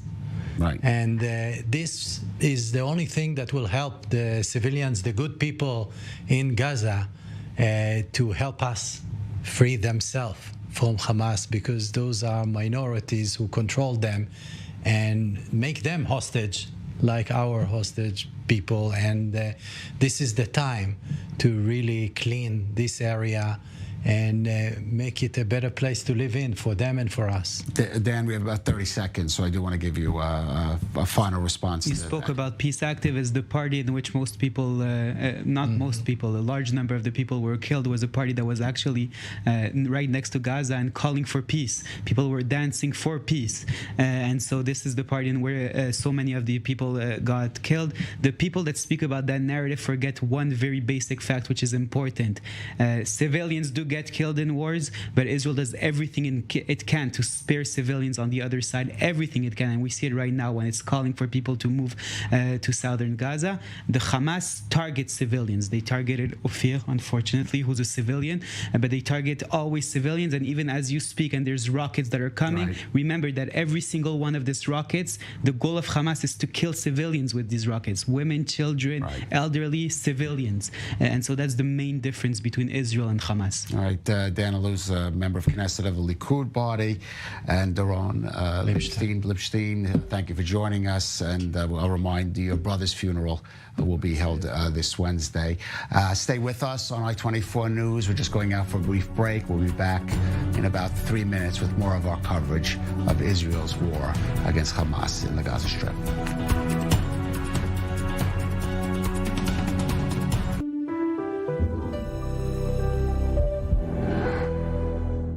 Made for Me, a unique concept in Israel. Custom-made men's fashion to your measurements. Made for Me, designer of all your events. Schedule your appointment at www.madeforme.co.il. Made for Me, official dresser of I-24 News. Good evening, ladies and gentlemen.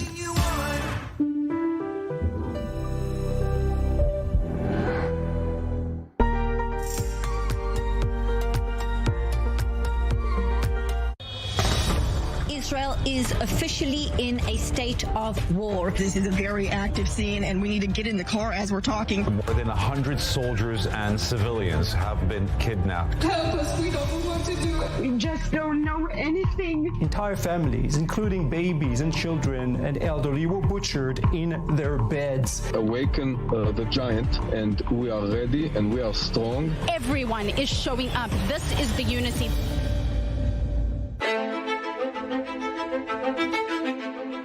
Comencé a trabajar en I-24 News en el año 2013. Ese mismo año, como parte de la serie de documentales Reportage Insight, viajé a la Argentina para entrevistar al fiscal Alberto Nisman, que había determinado inconstitucional el memorándum de entendimiento entre Argentina e Irán firmado por la expresidenta Cristina Fernández de Kirchner. Estaba relacionado con el atentado a la AMIA de 1994, que dejó un saldo de 85 muertos y más de 100 heridos. Todo el material con el que trabajamos a diario. El 18 de enero del año 2015 ocurre un suceso impactante. El fiscal Alberto Nisman es encontrado muerto en el baño de su departamento con un tiro en la cabeza. Y lo que todo el mundo se preguntaba, ¿fue un suicidio o un homicidio? La Corte Suprema Argentina dictaminó que fue un asesinato. La única solución es hacer como el Mossack hizo con ellos, traerlos acá y una vez que están bien... ¿Qué hay detrás de esta historia tan interesante? Encubrimientos terroristas, conspiraciones internacionales, búsqueda de la verdad. ¿Algún día sabremos la verdad? En los últimos 7 años, para el magazine News 24 en español, que se transmite en I-24 News, realicé más de 40 informes relacionados con el tema AMIA, Nisman, Irán. Un tema que tiene todos los condimentos para que un canal internacional de noticias como I-24 News siga investigando hasta que algún día se esclarezca la verdad.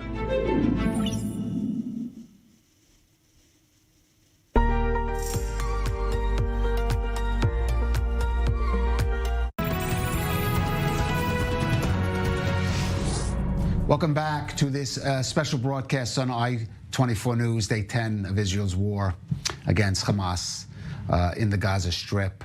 Just some updates. We have had a flurry of rocket sirens and attacks, both in the Gaza border area, city of Ashkelon, and here in Tel Aviv as well. We even heard we got to see live on air the interceptions by the Iron Dome. Also reports of fire across the Lebanon border this evening. We don't have any detailed information on that. So it was a day of military activity here in Israel and in Gaza, and it was also a day of political and diplomatic activity. Secretary of State Anthony Blinken here, I believe he's still here. Defense Secretary Lloyd Austin, U.S. Defense Secretary Lloyd Austin was here. I believe he has now left the country. And of course, the opening of the Knesset winter session, the parliament, with the first time the new government, emergency unity government, in place. Joining us in studio, we have Reserves IDF Colonel Itamar Yar, former deputy head of the Israeli National Security Council and director of commanders for Israel security, and Owen Alterman, our senior diplomatic correspondent. Itamar, there's so much to go on so many multiple fronts to talk about. Let's just talk about the current situation in Gaza, Israel continuing its air campaign. The question on everybody's mind is, when will that goal have been achieved? What would be the goal of that air campaign? And what would trigger, for example, the next stage of the war, which we've already heard from the government would be on three fronts, land, sea, and air? The operation itself had started already. What we see air strikes. This is part of the operation itself. It's some kind of first step before sending ground troops into the area. When exactly the ground troops will go in, it depends on different questions. First of all, the results of the airstrikes. Secondly, the diplomatic circumstances. And there are many other issues that are part of the decision makers' decisions when exactly it will happen. More than it, there is a question mark about to which areas ground troops will go in. The Prime Minister said already that there are three main goals to the bigger operation. First of all, to get rid of the Hamas governing Gaza. The second one is to make sure that the Hamas will not have any operational military capabilities. And the third one, and it's not according to this line, it's to try to find the people that were kidnapped into Gaza. In the minute that the authorities will realize that everything is ready, including, they train the soldiers that are going in, they will give the order to send ground troops. Mm-hmm. I would add to it that some ground troops are already in Gaza, but for now it's not. Well, have made incursions into Gaza. Are you saying they are occupying permanent areas of Gaza? No, I didn't use the term occupied. I used the term went in. Went in, okay. So, yes. We don't speak about tanks, we don't speak about heavy vehicles, but some special forces were there already. And I believe that there are other units that make sure that once we'll go in, we'll have the good enough information for it. All right. Gentlemen, we're going to come back to this discussion in studio, but since we are talking about what is happening down there, the military side, in the Gaza Strip, let's jump down to southern Israel and speak with one of the soldiers who's taking part in these military preparations we've been talking about. He is Reserve Staff Sergeant Idan from the Golani unit. We cannot, for security reasons, identify him more than that. Idan, thank you for joining us. First of all, I want to tell you, I understand you've done some traveling a little bit lately. Maybe just explain how is it, what brought you down there, your path to southern Israel now, and back in your uniform. First, thanks to having me. So the thing is, that on the Shabbat, I just see on Telegram lots of video. Where were you, Idan? Where were you? I actually live in Mexico. In the past 2 years, I lived there, and I just opened my phone for me a normal day, checking and getting so much message on Telegram, and I start to see horrific stuff, horrific video, unbelievable things that I will never be able to think that can happen. I start to see on my group from the reserve that everyone have to come as fast as they can to the base. So it was what we call here in Hebrew Tzav Shmone. That's an emergency call from the army. So when I see that, I had the opportunity not to come, but I was feeling that I have to, because first, that's my team, that's the people that I've been with them, all the army, and then after in the reserve, so I'm a part of them. So I jump on the first plane that I find about 2 days after that. I take a first flight straight to Paris. And when I arrive in Paris, I didn't have any flight to Tel Aviv yet. So then I start to check the contact, and then I get some phone call to call El Al, because it was, I think, the only company that fly there at the time. So after negotiate about 5 hours with lots of different people from the security, from El Al, from everyone, I get the opportunity to enter straight to the plane, but I was on the seat bed, the seat of the flight attendant.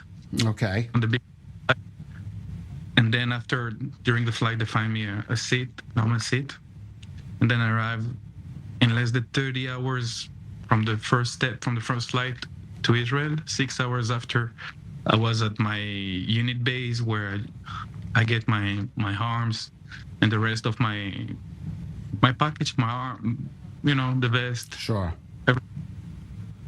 Then I arrive straight to my unit in the south.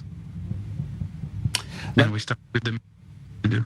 Right. Well, let me ask you something. Golani is famous for its fighting spirit in the IDF, but it suffered a blow on last weekend. Many of the soldiers that fallen were Golani. I don't know what the situation is with your particular unit, but how is the morale, the spirit among you and your comrades in arms there? There is something in Golani that I don't know if you can find in any other brigade, especially in the Israeli army, is that we are always ready. We've been trained to be ready all the time, no matter what. So the morale is pretty high. Happy, I don't think is the word, but ready, I think, is the word. All right, but I do want to ask you, Eitan, you know that you're facing, without going to specifics, which of course you can't, but the IDF is facing an unprecedented challenge now in Gaza. There is a determination to, in a sense, sort of finish the job with Hamas, not leave it undone. How prepared are you? You talked about Golani individually. I believe you were an immigrant to France. You came to Israel, if I'm correct about that. And I want to just ask your feelings now on the eve of what could be a very, very serious operation there. First of all, I've born in Israel. I'm sorry. It's true, okay. I grew up.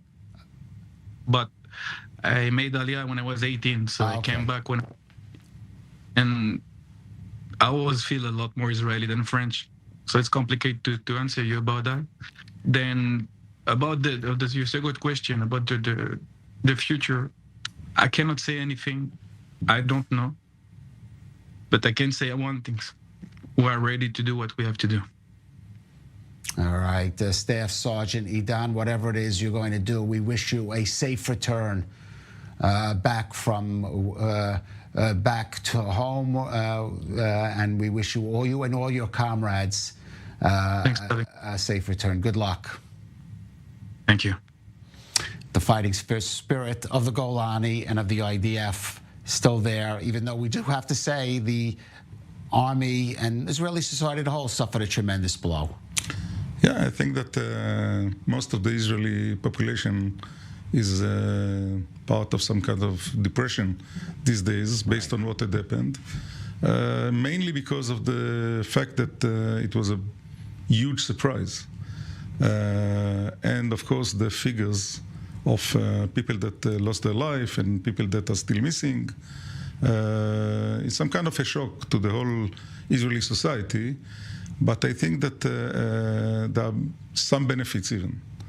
And the main benefit is that now, going into operation, hopefully we will not have to go to an operation in Lebanon as well, but the military and the civilians are ready now to do the job without any question, because after the Israeli population and the Israeli soldiers as part of it saw the results of the last Hamas attack, there is no doubt that there is only one thing that need to be done, is to make sure that nobody in the future will be able and will have any kind of capabilities to hit the Israeli population again.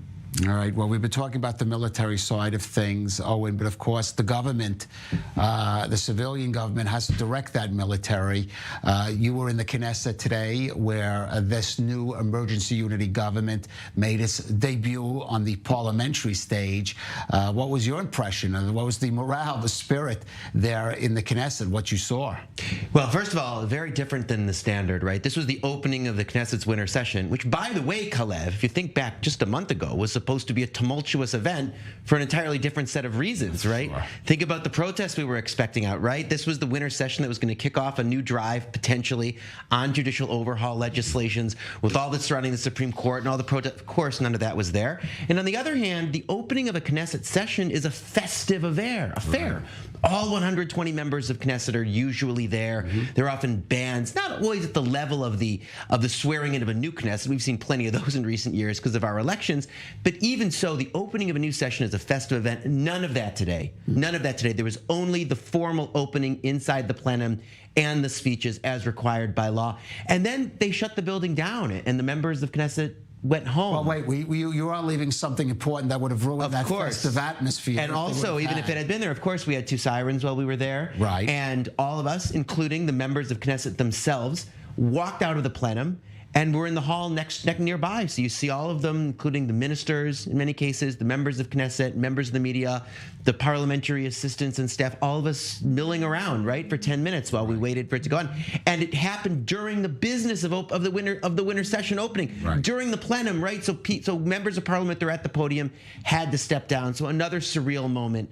And one would imagine, of course, this was a picture that Hamas wanted the world to see. Although on the other hand, of course, dramatizes the difference. Hamas firing rockets at civilian population centers isn't putting on the business of democracy. We are getting some sirens quite close to us, gentlemen. Now we're hearing that there are sirens in Tel Aviv. Our staff members, I'm coming to you now live while air raid sirens are ringing out in Tel Aviv. We will stay in the studio and continue to broadcast. Sirens all over in both Tel Aviv and some of the neighboring communities, such as Bat Yam, Cholon. Often, just minutes after these sirens go off, we sometimes hear the booms of either rocket interceptions or unfortunately sometimes impact of rockets hitting the ground. We will bring you any updates as that happen.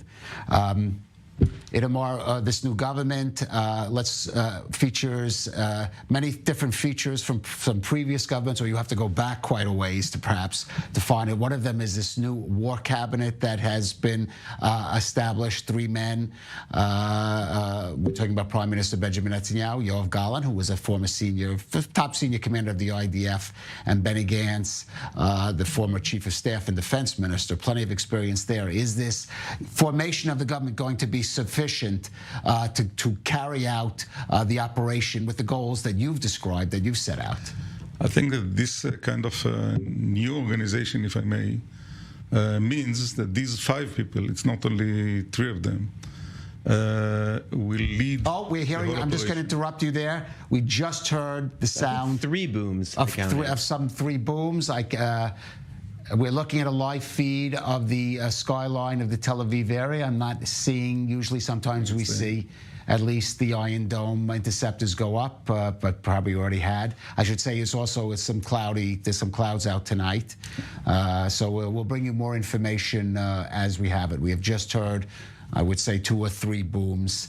Might have been interceptions. It is. Interceptions. Sounded like interceptions. Sounded like interceptions. Yeah. Itamar, you probably know, so certainly interceptions, so that would be good news. We'll bring you any more. Itamar, I'm sorry you interrupted by this. These 5 people will lead the... Well, 2 of them are observers, I should mention. No, it doesn't matter, because this kind of a crew is not a formal one. They don't have any legal authorities. The legal authorities are in the hand of the subcommittee, the cabinet subcommittee for security and foreign affairs. Right. And that organization, what we call the cabinet, the defense cabinet, took almost the only decision that they need to take formally. And this is the decision to declare a war. Once it was done already, the 5 people, it doesn't matter who are the 3 that formally have to vote and the other 2 don't take the legal one. They, as a group, are the best 5 people that we have in Israel to lead such kind of operation. But having said that, they will deal with the security and defense operation. I think that we need to mention that the other half of the story is the whole scene of the civilian activities. And I'm not so sure that the government is doing the right job on that. Well, let me ask Owen, because there were some heated scenes in some of the committee meetings. Some of the mayors, for example, Mayor of Ashkelon, some harsh charges against the government. I'm not talking about what happened last Saturday, but what's happened even in the days since then, how the government has reacted to dealing with the residents of those what we call frontline communities, and having to deal with even what we're dealing with here tonight. Yeah, obviously a lot of disagreements about who should be compensated, how quickly, and it's going to take a long time for this to be sorted out. And by the way, who should run it and how should it be managed? These are operations that, correct me if I'm wrong, Itamar, don't really have I just want to interrupt these. Those are the visuals of the interception that was at Tel Aviv just a short minute ago. I'm sorry, Owen. Right, no, of course. I don't know that it has any precedent really on this scope. I think the bigger issue for the government isn't even the substance, Kalev, it's the fact that so many people in Israel just don't feel like the government is in touch. It took so many ministers so long to actually go and visit the communities that were hit by the massacres. And there's just a sense that the government isn't stepping up the way the military is and the way civil society is. By the way, a couple points about the speeches themselves inside the plenum, because again, by law, the prime minister, the speaker of the parliament of the Knesset speaks, the president, the prime minister, the opposition leader. Again, a different kind of atmosphere. Usually in an atmosphere like that, you have members of parliament calling out in the middle of the speeches, essentially taunting the person on stage, an argument. Of course, none of that today. There was a kind of unity of purpose between Netanyahu's speech and Lapid's speech.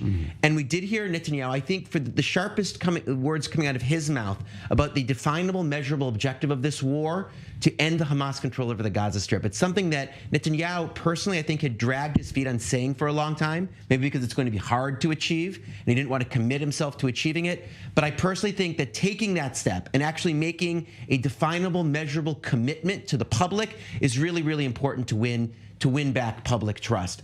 Also, it actually came from opposition leader Yair Lapid. I think it's going to be interesting for foreign viewers to hear this, saying point blank, very bluntly, that Israel should ignore international public opinion. What did Lapid say? And I'm paraphrasing, but not too far away from the actual quote. It was our children who were killed.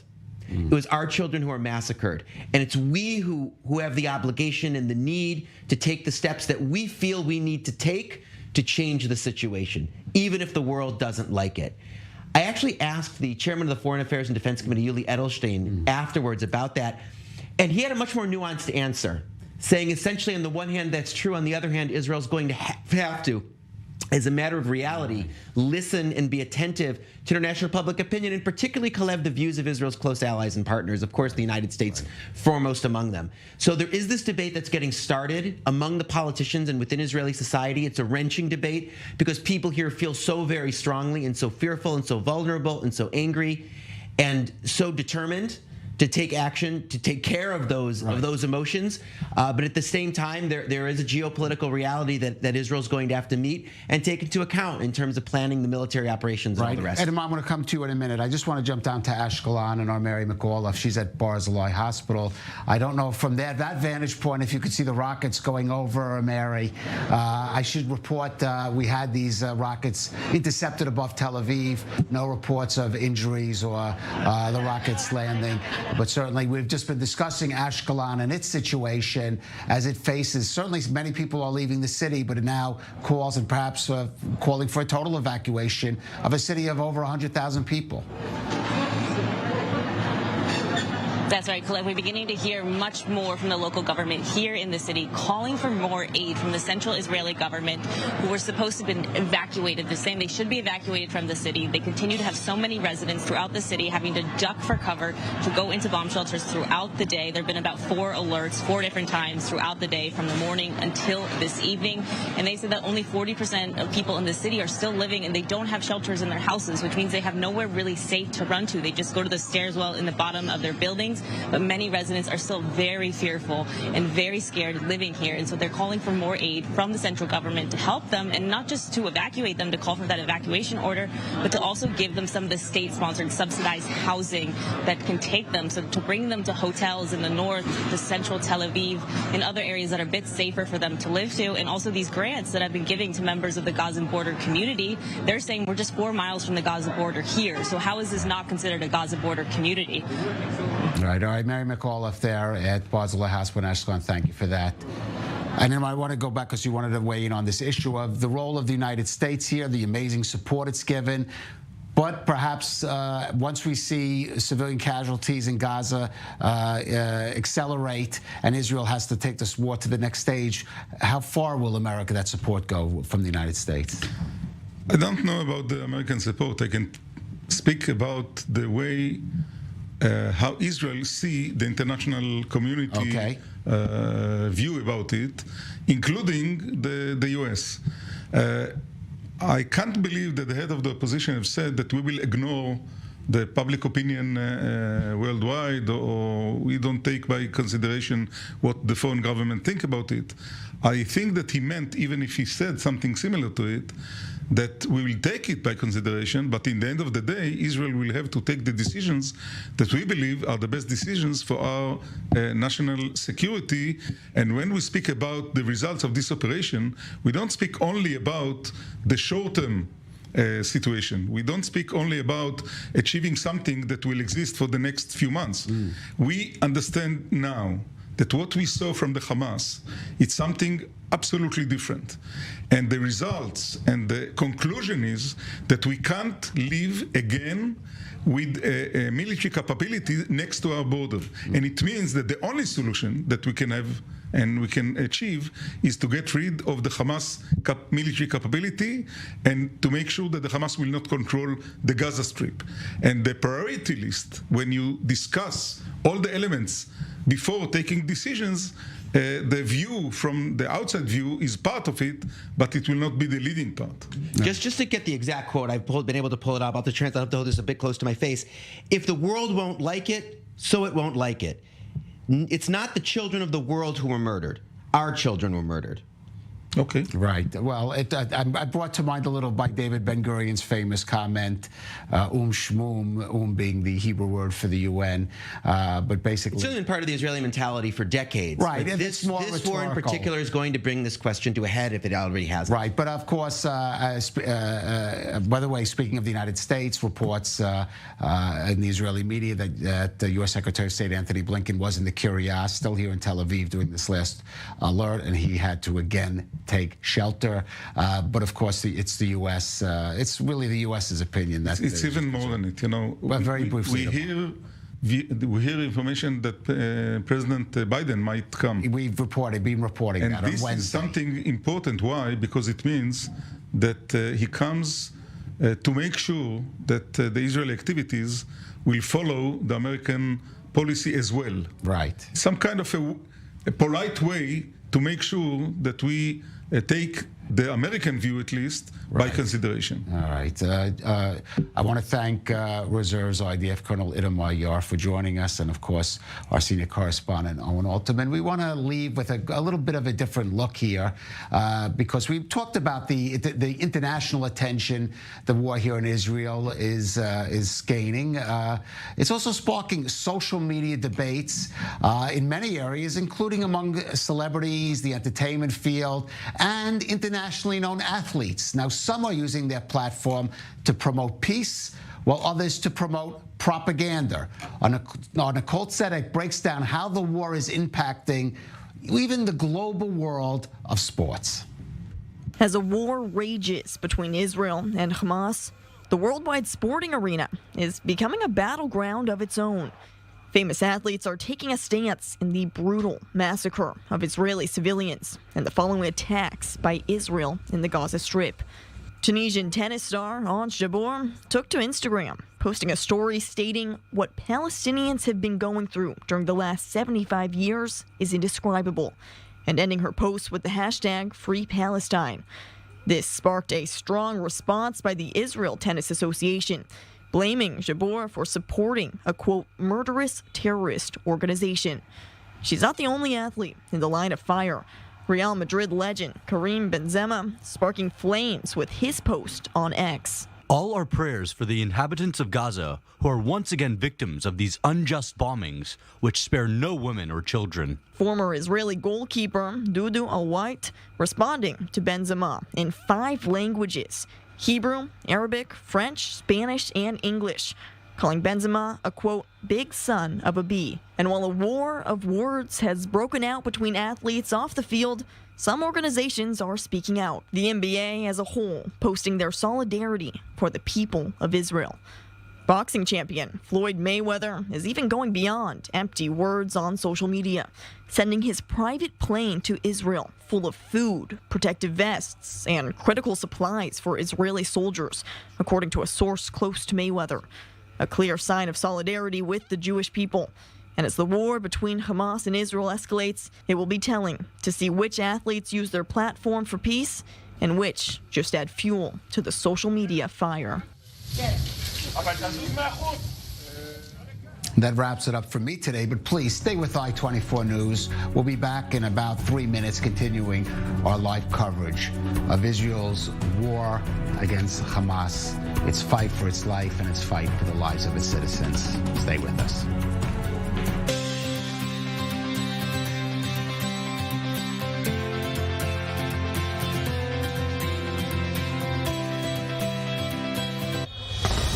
Israel is officially in a state of war. This is a very active scene, and we need to get in the car as we're talking. More than 100 soldiers and civilians have been kidnapped. Help us, we don't know what to do. We just don't know anything. Entire families, including babies and children and elderly, were butchered in their beds. Awaken the giant, and we are ready and we are strong. Everyone is showing up. This is the unity.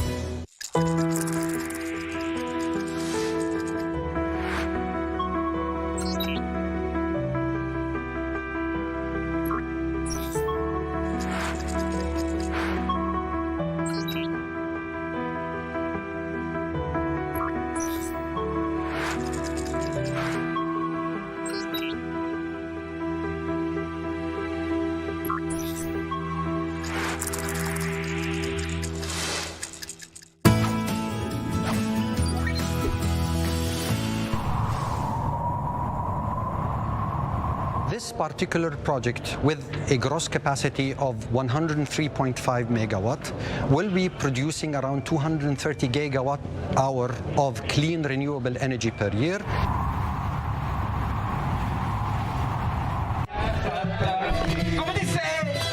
salido aquí donde nos ven para clamar por la lluvia. Si en verdad en estos momentos el calentamiento global está afectando a Bolivia, y no solo a Bolivia, sino a todo el mundo entero. Y nosotros necesitamos lluvia para los sembradíos. Quito Reserve, we have the right ingredients and we have to do the job. And that if we have the right ingredients and we do the job, that the vaquita can be protected.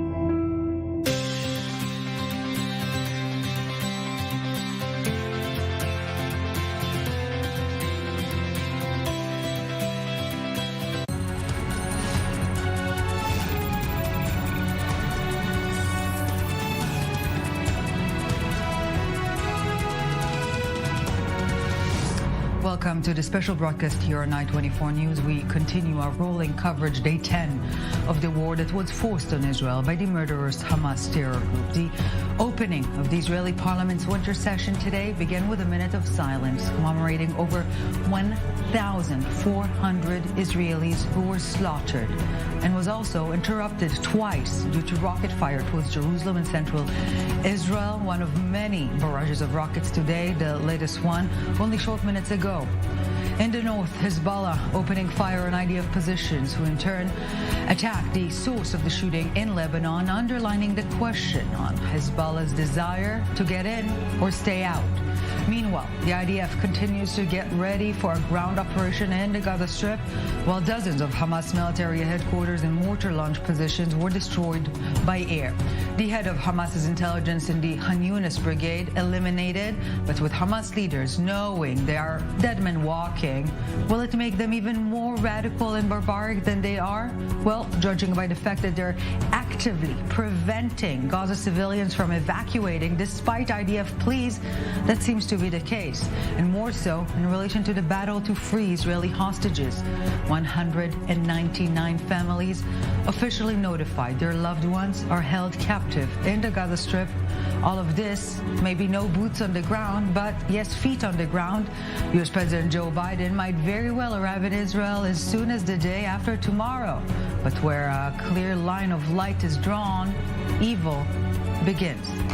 Before we get here in studio with all the analysis, we start our broadcast in the field. We're heading to our Mary McAuliffe down south in the city of Ashkelon. Mary, airstrikes are seen as, you know, the pre-gaming, so to speak. IDF forces ready to go, but it might take a bit longer. Meanwhile, the home front command, as we call it, the battle over the lives of so many people who were injured during the massacres Saturday continues. So the fight for life on all fronts.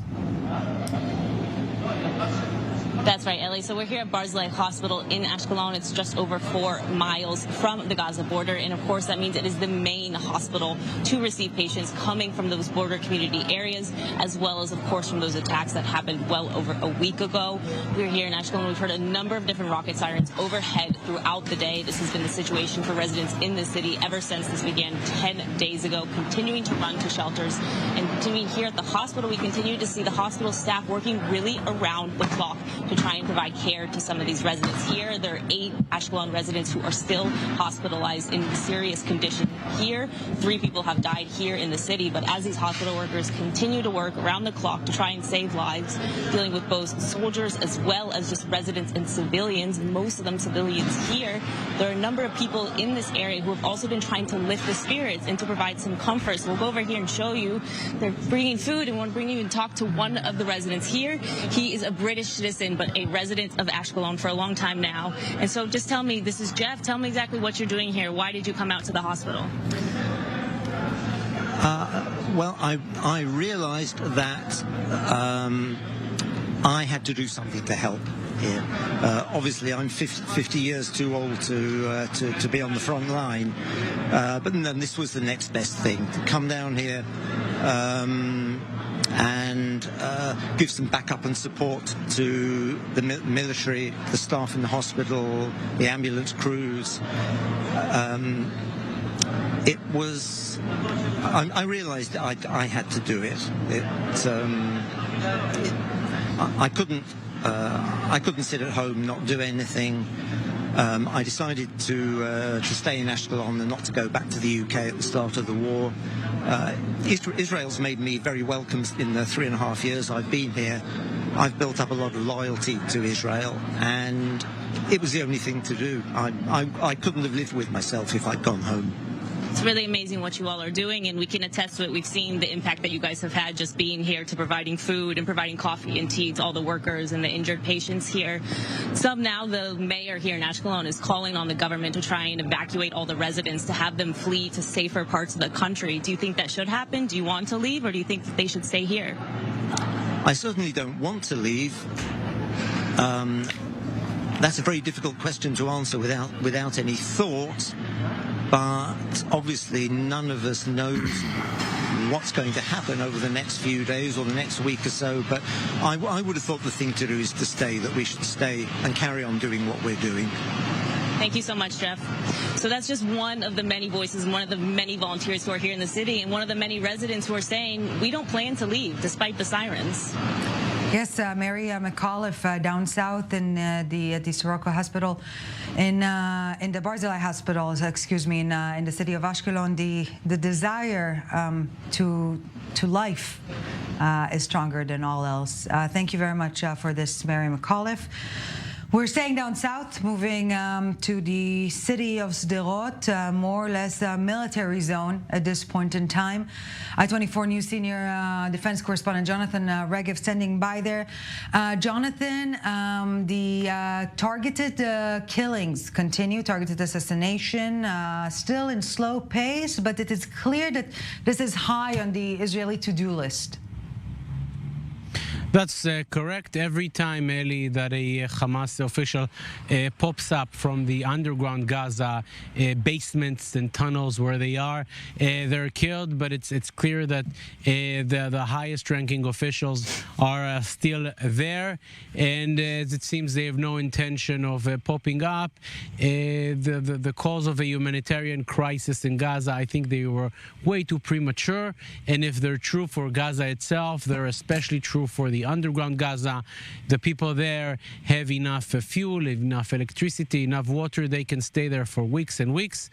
And here in Sderot, which just about an hour ago took another direct hit, we can still see the remains of what has happened here last Saturday. For example, this truck right here behind me, as you can see, just parked outside, and you can see the various bullets that have hit its back part. There you can see it.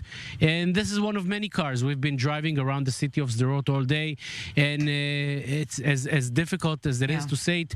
This is a common sight. Many cars and trucks and homes in Sderot look like this, a reminder to the terrible massacre this city and the surrounding communities witnessed just over a week ago. And Jonathan, briefly before we let you go, I think that we need to update our terminology to an extent, because as we speak, there are tens of thousands of Israelis displaced, refugees in their own country. And we're hearing those terms, refugees, displaced, in the context of what is happening on the other side of the border. And we'll get back to that in a second here in studio. But we need to stress, tens of thousands of Israelis, refugees. Exactly, and we're constantly hearing about Palestinian refugees, a tragedy. We all agree. We don't want to see anyone misplaced, but I don't see anyone in the world speaking about Israeli refugees, and there are hundreds of thousands of them, because from the southern communities where we are, and the northern communities where everybody up to 2 kilometers from the Lebanon border had to be displaced. No one ignited the war here in Sderot or in the other southern communities or in the northern communities. They came from the other side, and people have needed to flee their homes, and they're now refugees. let's see someone in the world speak about it. I don't hold your breath, Eli. Exactly, Jonathan. We are not holding our breaths. We keep on going. That's the only way. Thank you very much, 24 News Senior Defense Correspondent Jonathan Regev. And joining us now here in studio, Major General in the Reserves, Mr. Eitan Dangot, former coordinator of government activities in the Palestinian territories. Major General Dangot, thank you, as always, for joining us. I do want us to talk about the IDF essentially begging, no other way to put it, begging Palestinians in the Gaza Strip to relocate, to move, to evacuate themselves, and Hamas actively preventing them from doing so.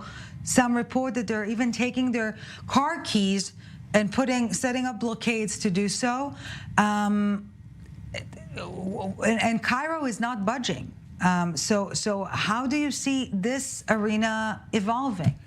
First of all, it's a very clear direction that we are on a war, and on the war you have to behave much more shortly without expanding your activities with all this kind of humanitarian, but according to the law of the international law concerning wars.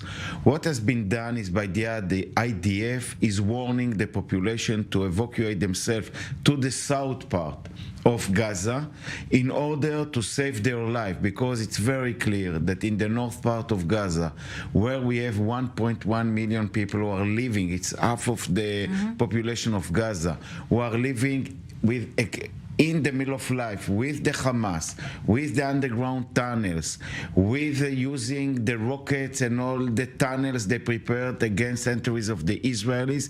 It's a mix. They are taking the population and are using them as prevent or defend their life. Human shields. In the front, human shields, you're right. What has been, as I know for now, was published, that between 500,000 people to 600,000 or move to the south or change their place from the north part in this area of Gaza City to schools and places, while the international community like UNRWA or other kind of movement from the United Nations, Red Cross, etc., can organize themselves. And we have a very close contact with my experience with this organization, that we know exactly when the most of the population are there. But the behavior of Hamas shows one thing. Hamas bait its defend, his way of fighting in a situation of entering to Gaza, by make a lot of, let's say, as we say, a carpet of defending themselves, hiding, etc. This is how they treat civilians. For many years, or Palestinians. They couldn't care less. According to the fact that the goal of this operation is to destroy Hamas, to be active as a terror organization with Jihad Islamic in the future. We are not, and very important also, maybe we'll talk later about the goal of this operation. I think that we will have to do it in situation that Hamas also preventing the population to move. On the other hand, I want to say that in the last 48 hours, the word of humanitarian is raising by many people. You just make equal to the fact that in Israel, thousands of people evacuate from their home, refugees in their country with a lot of bloodshed, some of them under the threats they have now on the north. The world is never will be able to make it balance. I think that we will have to continue with this way.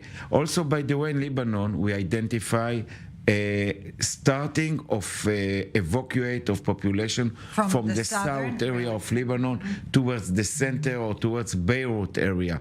They have a lot of experience what happened in 2006 as well.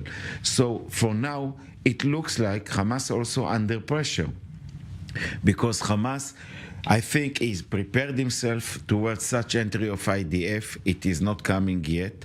And I think, by the way, there is a lot of recommendation in the Israeli press today by many experts, we can call them, to advise when to enter, etc. The IDF continue with its readiness, continue with offensive strike, continue to destroy structure of Hezbollah, to destroy command and control areas in order to make much and much more easy this hard step of ground movement or deployment in Gaza. So what we're seeing now from air is, again, some sort of a pre-gaming ahead of the ground operation. But we do need to say that with all humbleness, we do not know what Hamas prepared for IDF forces once they're in, because obviously Hamas took it into consideration. I think, Eli, as close as we are towards maybe the next step, you see that there is a change by the airstrike that is coming to serve this ground operation. Right. Okay, Major General Dangot, you're staying with us, of course, all throughout this broadcast. But as we speak,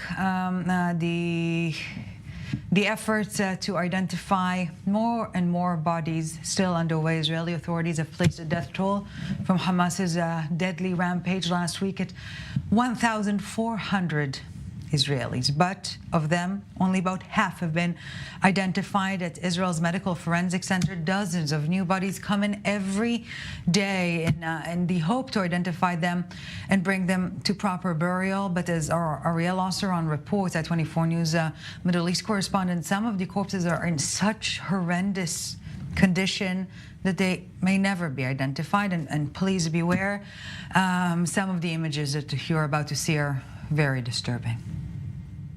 It's been 9 days since the horrific slaughter in the communities surrounding the Gaza Strip, and the dust is still settling. But at Israel's National Medical Forensic Center, examiners are working around the clock to identify as many of the 1,400 bodies.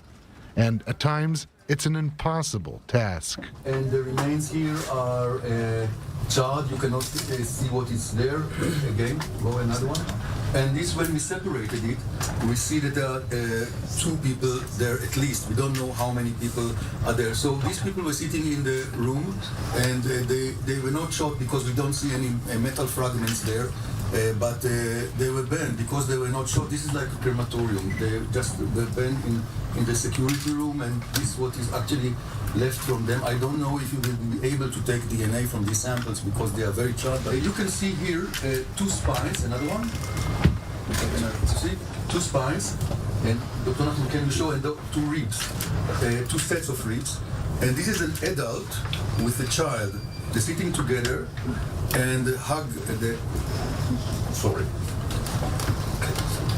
The adult is hugging the child.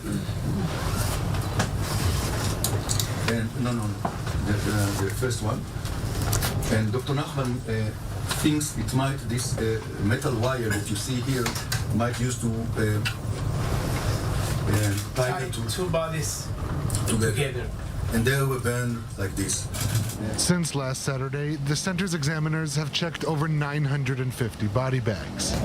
Some have the remains of more than 1 body of victims from the border communities, the Desert Music Festival, and security forces. So far, there are about 500 bodies that were identified, and there are still close to 300 bodies that remain unidentified, and new ones keep coming in. We've been getting samples from the deceased. We're sampling them for the right amount of material that we'll need to extract DNA for. Then we'll use that to create a genetic profile and compare it to the family members who wait for the answers. Many of the bodies have bullet wounds, some also in the hands, as the victims were trying to protect themselves in their final moments. Burnt babies, headless bodies. Some of the bodies are in such bad condition that they may never be identified. So this is a baby mattress. But just by addition, by the sign or the size of the spot, it seemed that he was bleeding, or he or she were bleeding in the bed. I never saw anything like this.